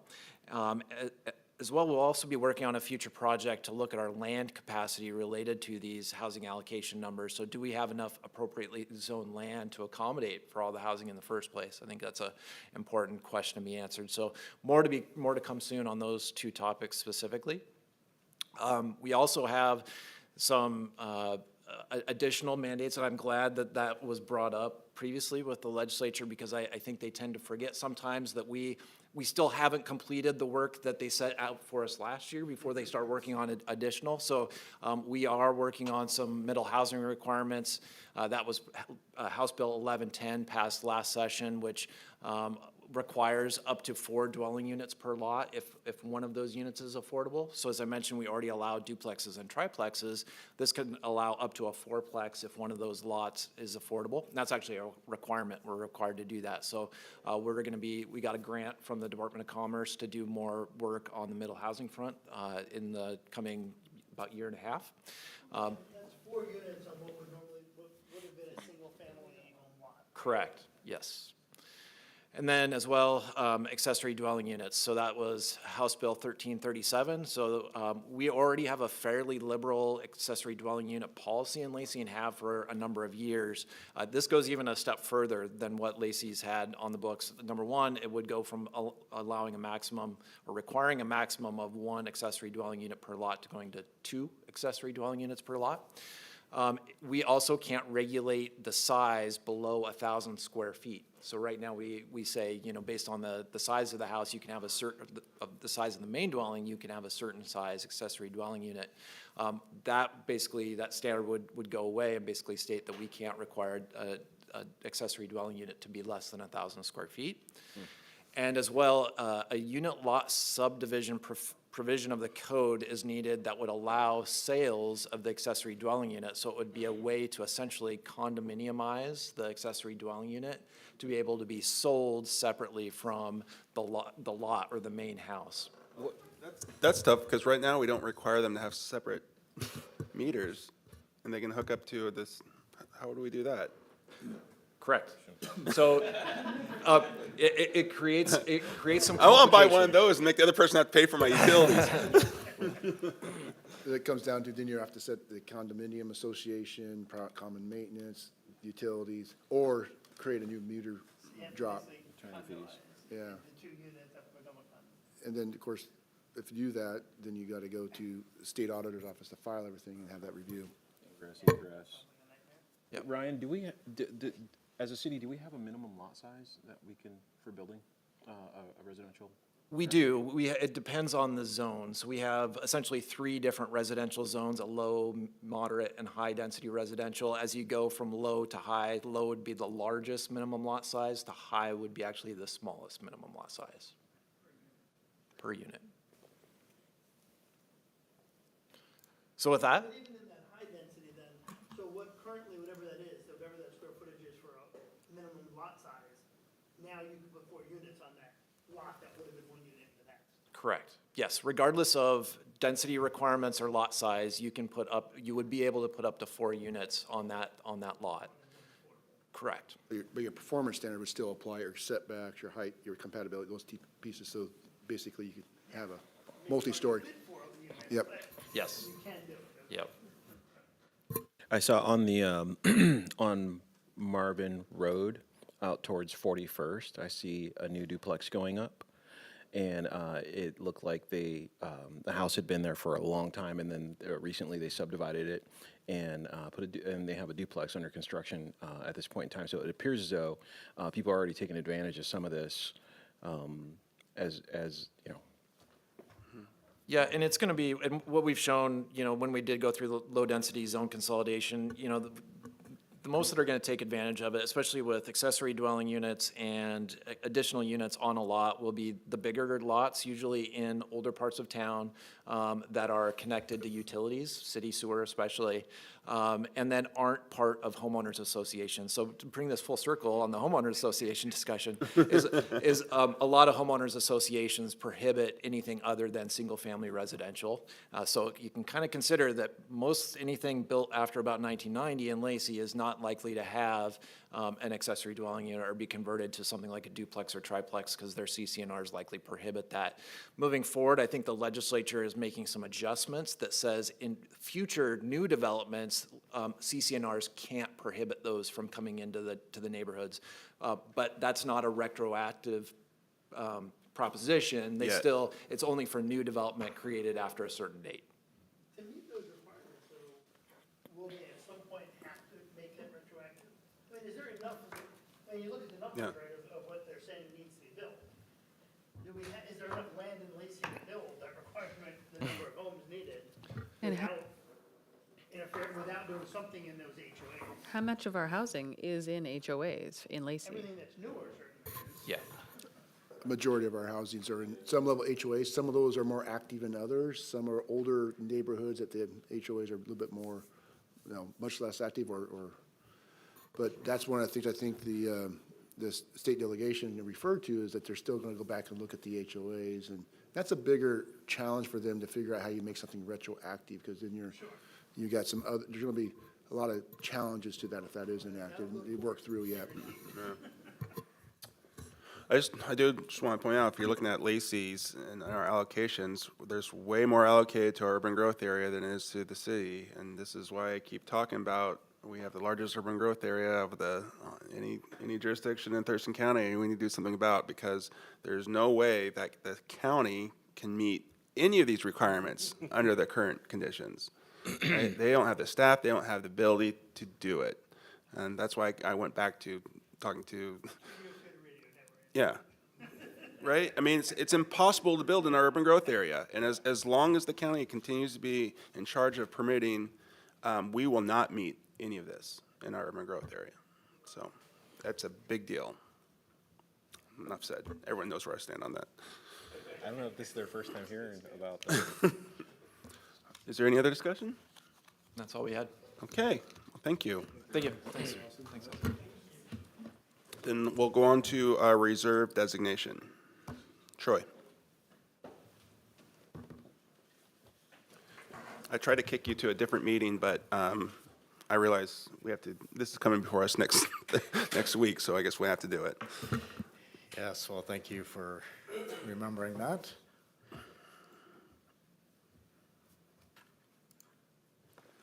All right, well, welcome to our annual discussion on reserve designations. This is a accounting requirement, but I think more important, it's another mechanism for the council to communicate community priorities to our financial statements. So I'll jump right in. So just a real quick reminder of what this Governmental Accounting Standards Board statement requires is we basically classify our fund balance into 5 different categories, and I'll run through those really quickly.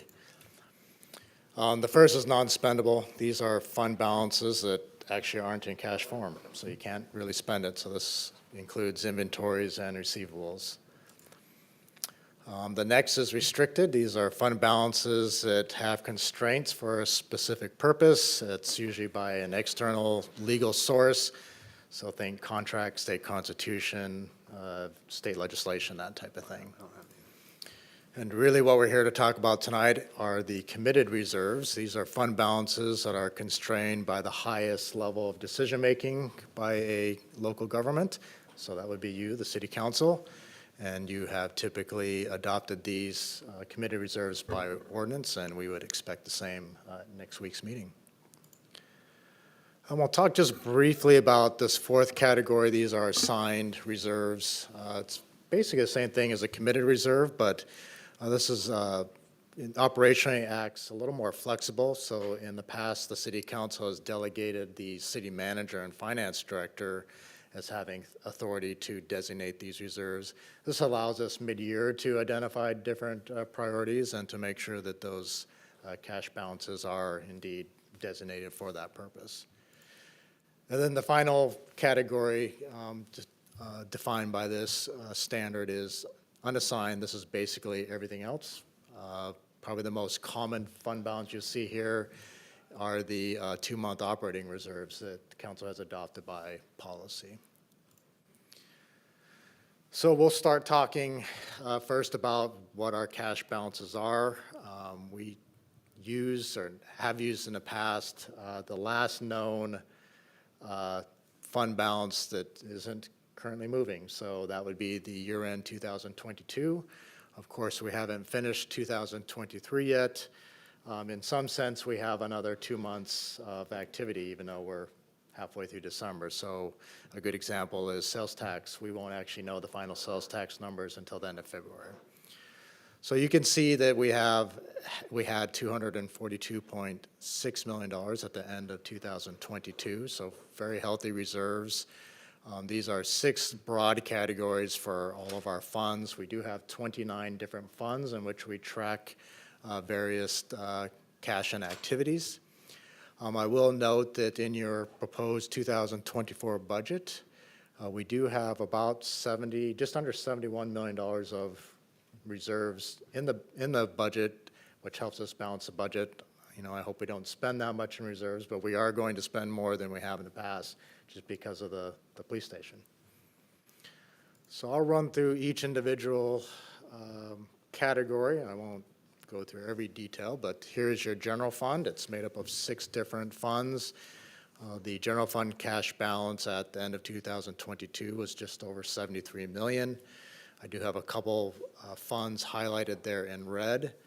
The current expense fund at $60.3 million. This is, of course, the fund that provides most of the services our citizens identify with: police, parks, administrative, city council, of course. We are going to transfer out just under $28 million of this balance into the building fund for the police station, as well as about $5.4 million for the Great Cuyo Park Phase 1A construction. The other fund I want to highlight is criminal justice, just under $2.2 million. We are going to transfer out $1.6 million from this balance into the building fund for the police station. So, Troy, these are the latest numbers we have. We don't have like a half year where we're at halfway through the year. I mean, I know you don't have up to date, but I mean, you're talking about cash balance into last year, and here we are almost at the end of this year. I mean, I know we have 2 more months, but we should have a better idea where cash balances are, say, as of June 31st, right? Or June 30th. It's a little difficult just because we have, we have a modified accrual-based accounting, which there's a lot of adjustments that actually happened right up until May. That doesn't impact cash, but it does impact the fund balance. So let me give you an example. We have year-end transfers that we have not completed yet. That's about $8.6 million in, we'll call it expenditures. I mean, we're moving from this current expense fund into a capital fund. So there's a lot of moving parts. It makes it a little difficult. I'll say it's kind of a hard question to answer. So we're going to be using a lot of reserves for the police station, Great Cuyo Park. But at the same time, I think because of, say, vacancies, we've averaged about 30 vacancies throughout the year. That ends up being a savings, of course, and we have revenues that are coming in higher than projected. So we're going to be adding cash, but spending reserves. Yeah. So that's all really difficult to kind of pinpoint in terms of cash.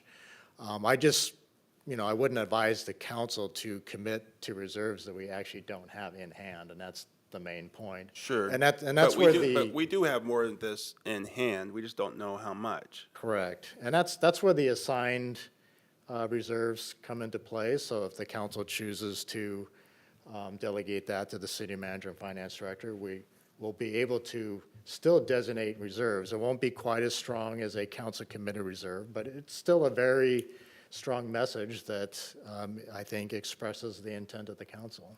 Do we currently, as all these different funds go throughout the year, say we're above or below, do the balance switch over from year to year and keep them assigned? So for example, capital equipment, this is how much we have in cash, but say we don't spend it all, and so it's a higher, do we assign it back to capital equipment automatically, or is it not assigned until the following year's budget when we see what that actual number is? Sure, no, Because I'd feel a lot better if it was just, if we kept it assigned, and then we can sort of reconcile it later, right, in the budget process. right, so the money, the funds will stay within that fund, so that 4.6, let's say that we underspend our budget by $1 million, Yeah. that number is gonna be 5.6 million at the end of 2023. At Is that it- point, these committed reserves that, we hope the council will take action on next week, those are set in stone until the council actually takes an action to undo that. The assigned reserves, what we've typically done is when we actually feel the number isn't moving, that's when the city manager and finance director assign additional reserves that will be reported on the face of the financial statements. So it all stays in the fund.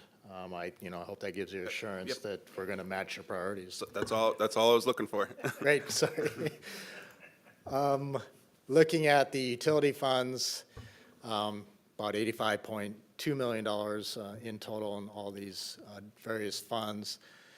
Of course, these revenues must be used for utility purposes, so they're not available for commitment necessarily. I mean, they're already reserved for these specific purposes. We do have the capital funds highlighted. There are significant cash balances there. You can see 34 million for water, 16.7 for wastewater, just over 6 million for stormwater. But we have very significant capital improvement programs starting in 2024. As an example, the water capital improvement plan is over $38 million, 17 million for wastewater, and just about 5.5 for stormwater. So we're well positioned, but we are definitely in a position where we may be bringing those balances down as well. And it's probably a good time. I didn't have a chance to thank council publicly for adopting multi-year rates, but this is why we approve multi-year rates.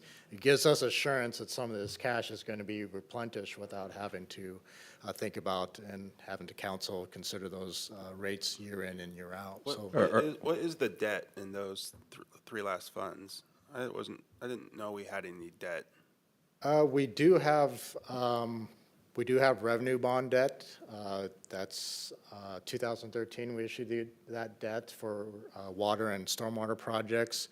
So those balances, and then we have a ULID debt for wastewater. I knew the ULID. So that's for Tanglewild. So Yes. when we issue debt, we typically have to have a reserve based on the bond covenants. And that's typically equal to, at a minimum, 1 year's annual debt service payments. So that's basically what that represents, is in both water and wastewater, those are our bond reserve. 2013. What did we do in 2013? Ooh. One of the big projects was Chambers Lake Stormwater Facility. Oh, yeah. Okay. And there was probably 5 water projects. Oh, that's an unfair question. I can't remember either. But the big one was Chambers Lake. Yeah. Come on. No, that's all right. I'm just like, I think, okay, I remember that. I'm just. Are these funds, are these interest bearing?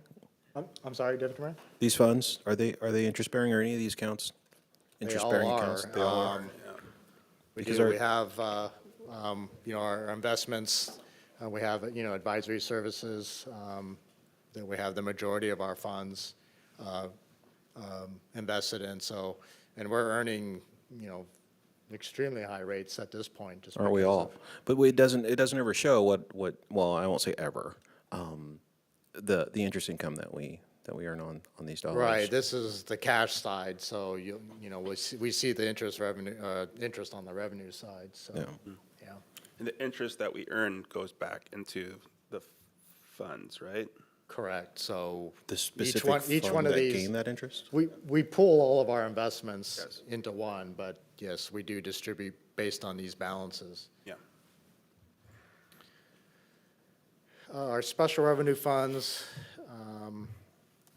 you could see the 6 funds here. The 2 I'd like to highlight is arterial streets and the transportation improvement fund. Arterial streets, just under 43 million.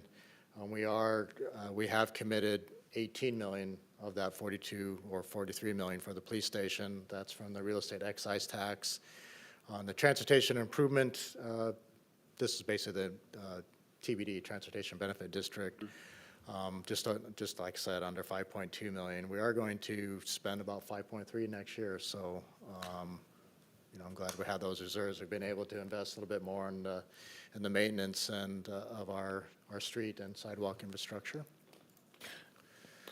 Last year, we were at, So Stacks must be doing pretty good if we're going to 5.3 next year, right?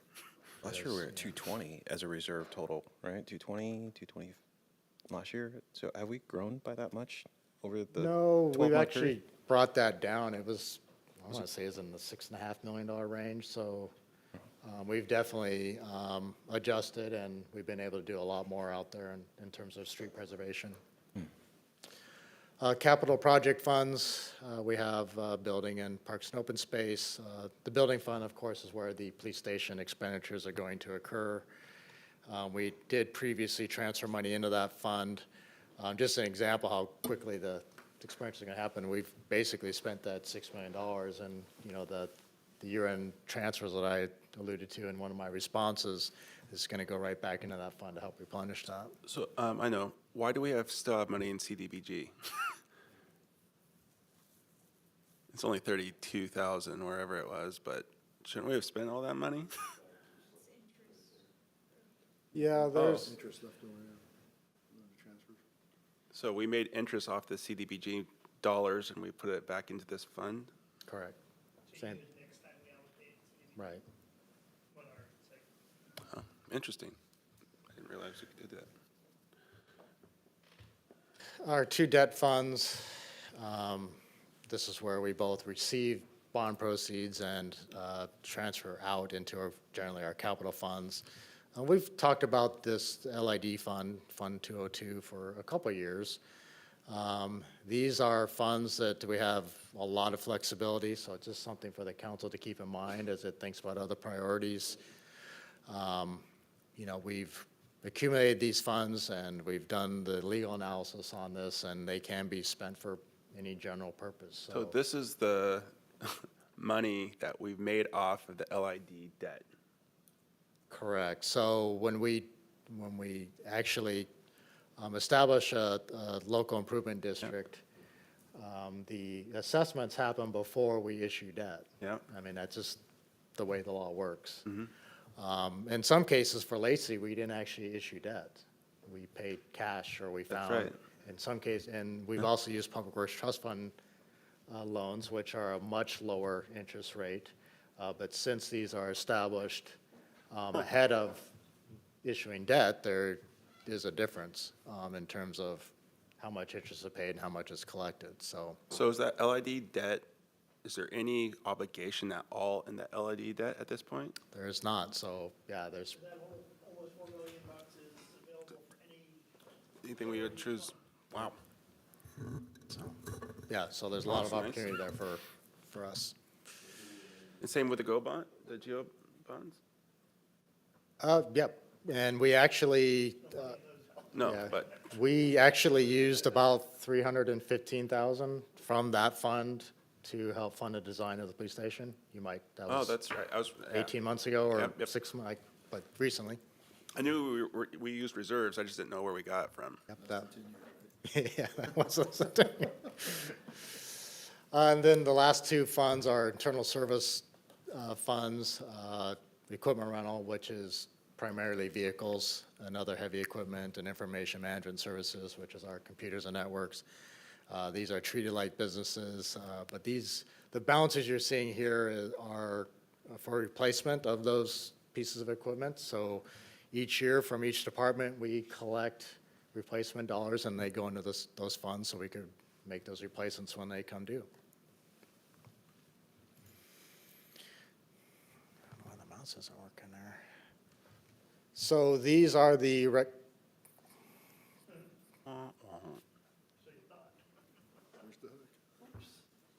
So, you wanna know what projects we spent money? Yeah. Wow, nice filler. So, yeah, the reclaimed water infiltration facility Yeah. in Woodland Creek, Yeah, yeah. as Troy said, Chamber Lake stormwater facility, Timber Lake. HVAC water treatment, we did some work over there, and then the big Skokomish water line replacement project. Oh, that's Skokomish, okay, yeah. That was the 6-inch. Oh, that would have No. been, gee, 10, probably 10 or so. Didn't remember all those off the top of your head, huh? I have a hard time remembering last week. Been a few projects since then. we have.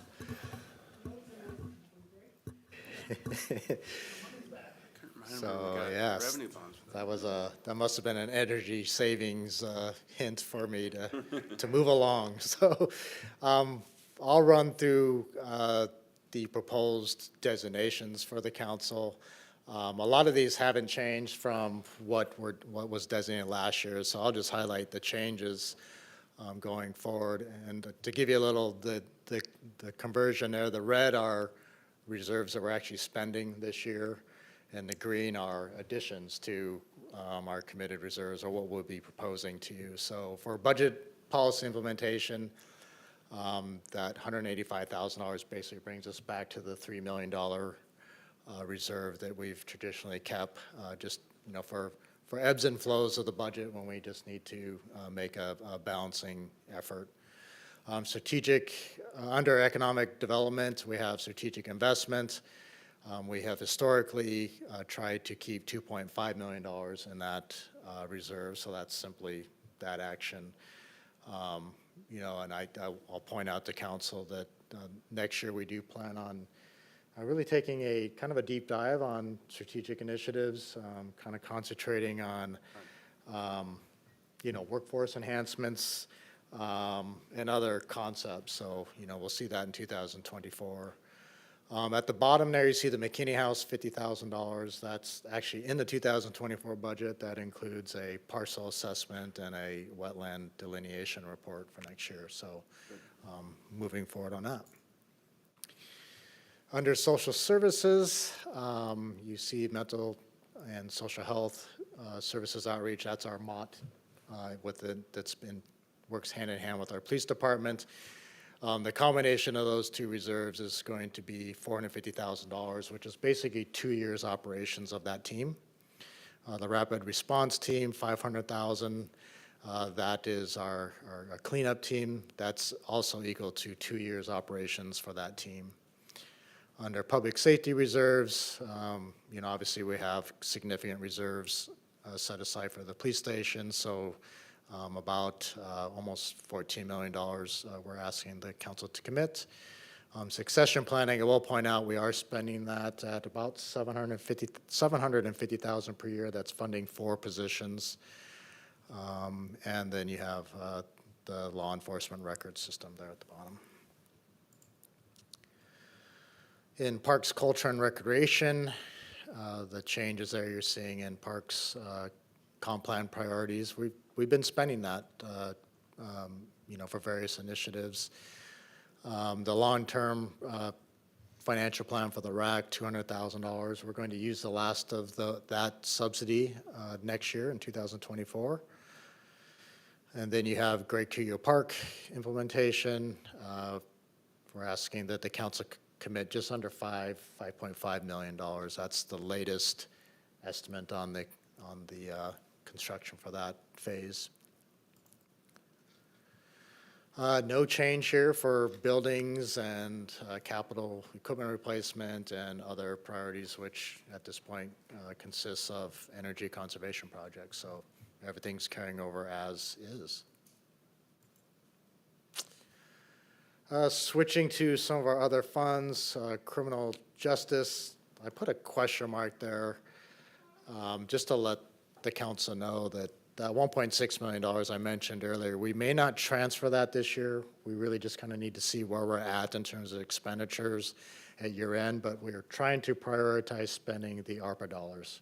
So it really just depends where expenditures end, whether we need that transfer or not.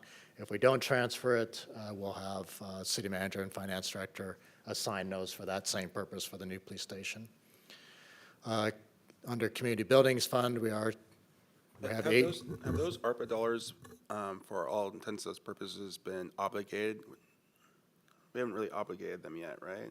We Have have we not. assigned So to obligate them, you need a contract in place. So your action next week will allow us to obligate those funds in March. That'll be our next reporting to U.S. Treasury is at the end of March.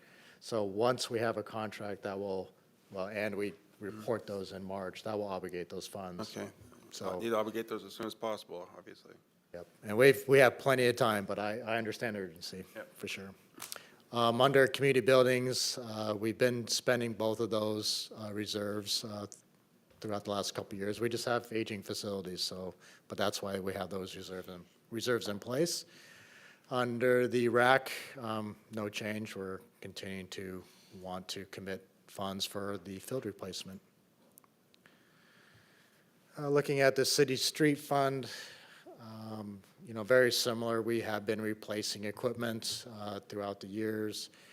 I think the most significant new addition here is there's an extra $500,000 we would like the council to commit for the college and 7th Roundabout project. Capital equipment fund, again, we have just aging equipment, so we've been replacing equipment, but other than that, no changes being proposed for next year. Arterial street fund, of course, you'll recognize the two reserves, one $18 million for the police station, $18 million for just transportation improvement plan priorities, but there's an extra $3 million we would like to add to the transportation side of that.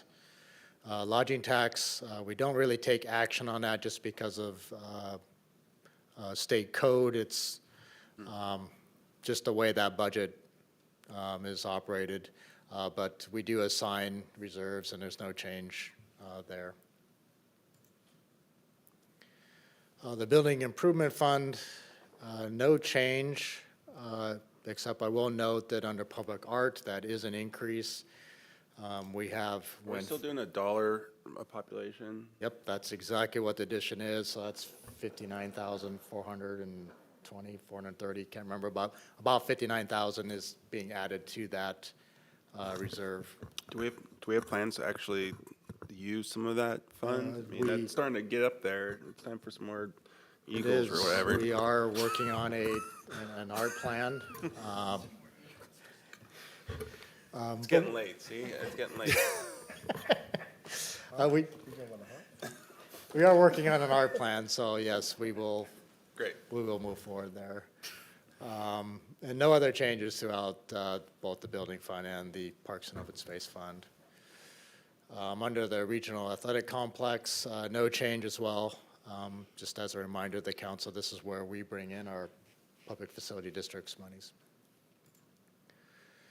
So I think, I hope that, what I just went through matches, the council priorities. There wasn't a lot of change just because all of our available cash, for the most part, is going to the police station. But I do want to kind of walk through some other community priorities just to make sure we're still in sync with the city council.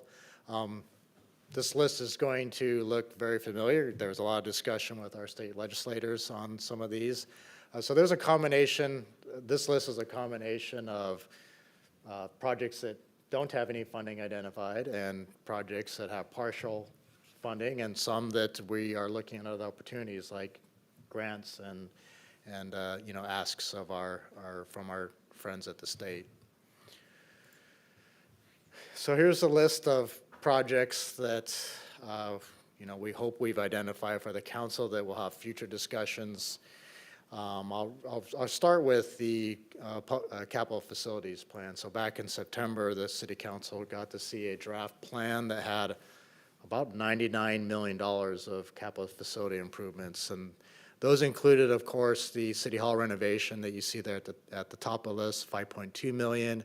It also included $5 million for the Joint Animal Services Building, which would be, 25% of the estimated cost of that facility.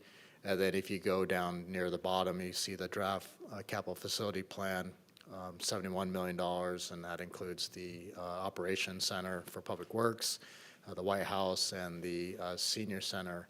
What's not on this list is the museum. I think that was about $18 million. Down from that. At this point, we're looking at the community and fundraising for that project, but it's certainly out there, but it's, not in terms of a funding mechanism at this point for the city.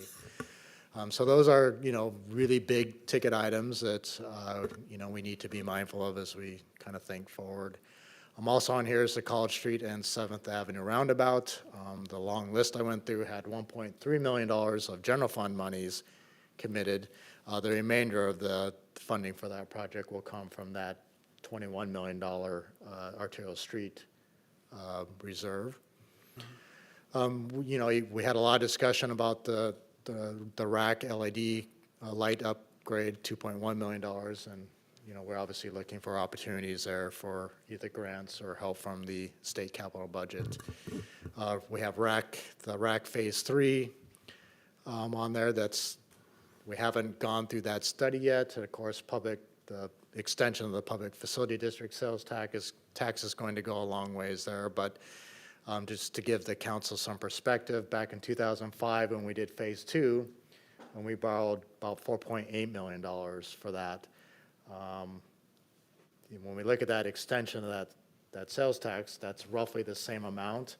And if we think about what inflation has done to construction over the last 20 years, I think that $4.7 million doesn't look quite as large as it did back then. So, it's something for us to think about in terms of future reserves. The vacant police station, we are, in 2 years, we're going to vacate that building.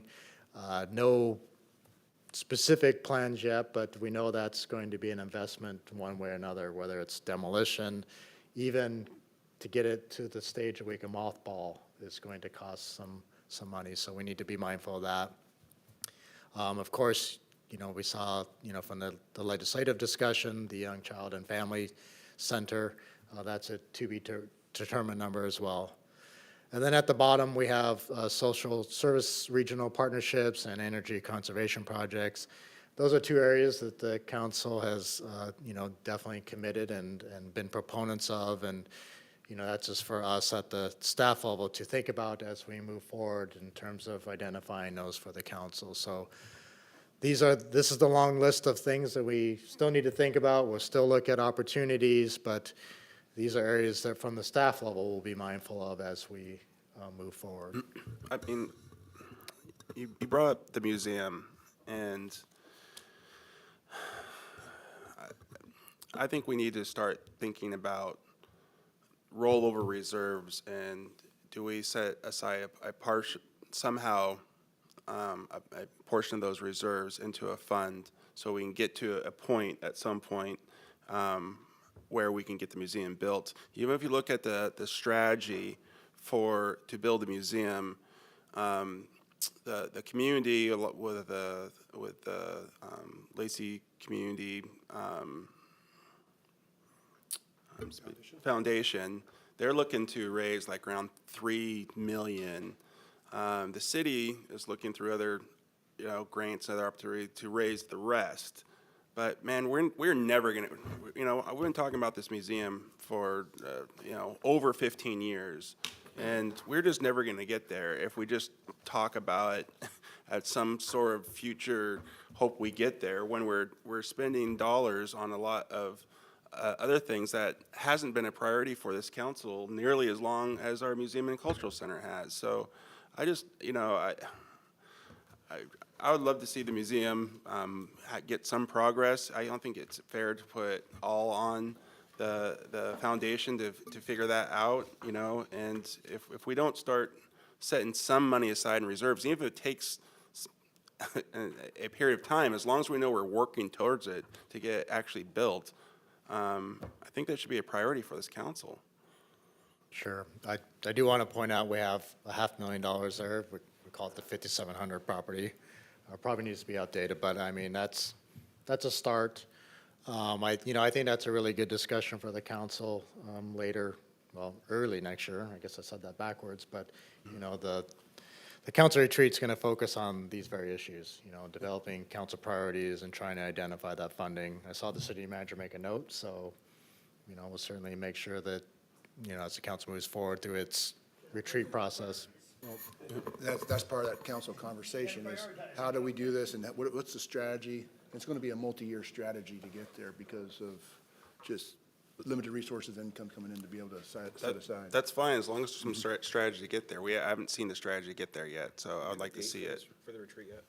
Or No. I initially had a date about the end of January, but our facilitator was not available, so I need to work on another date and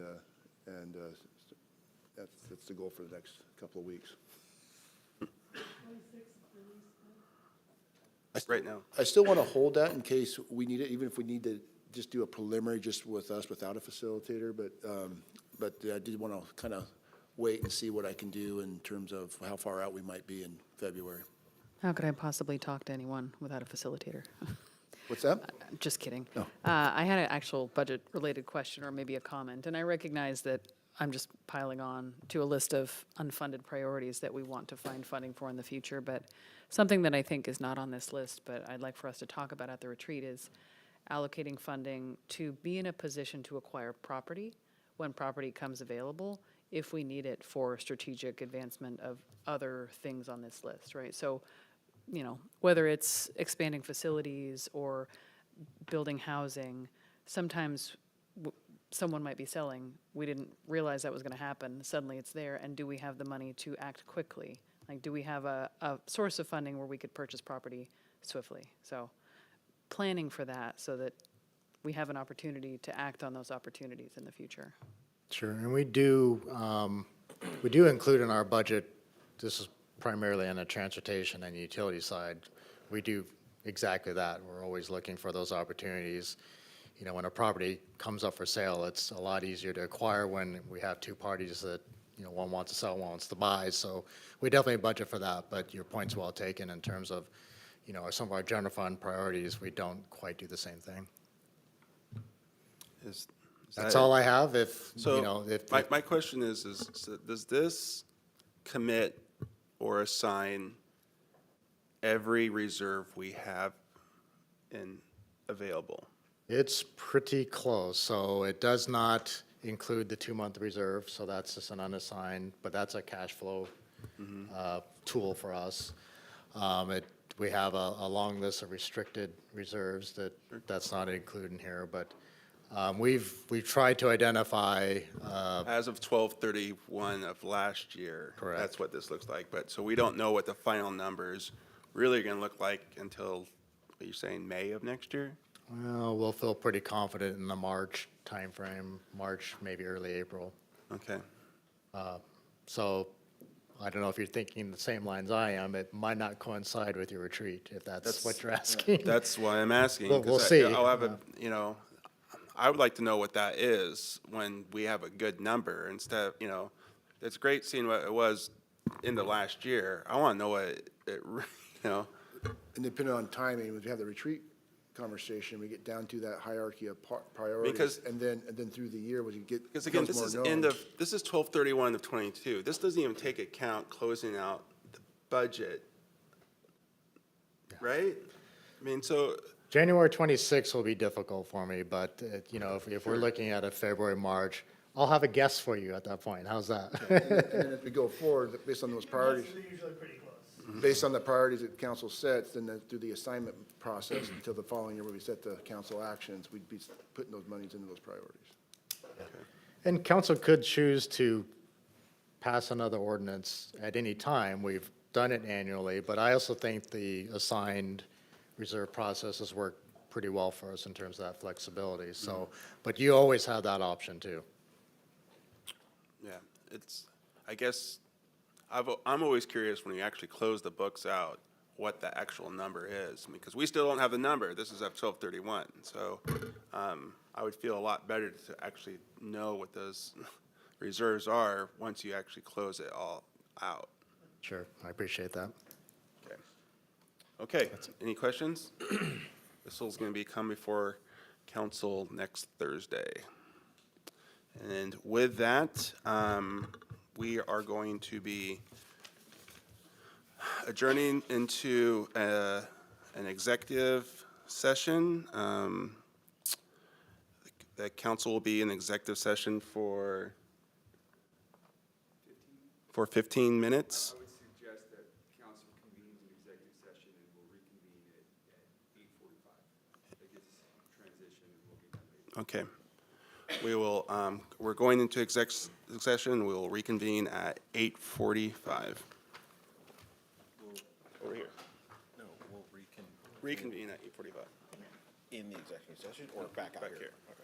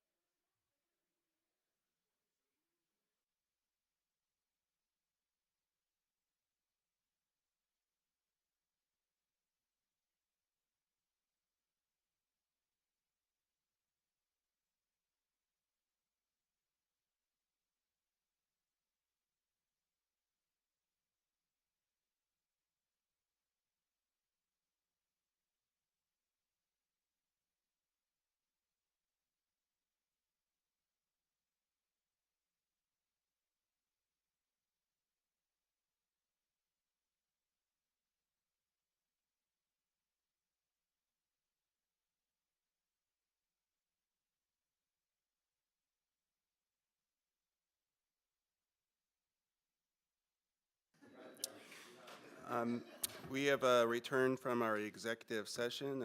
No decisions were made. So without objection, I'll call this meeting adjourned. And as always, you keep it classy, Lacey.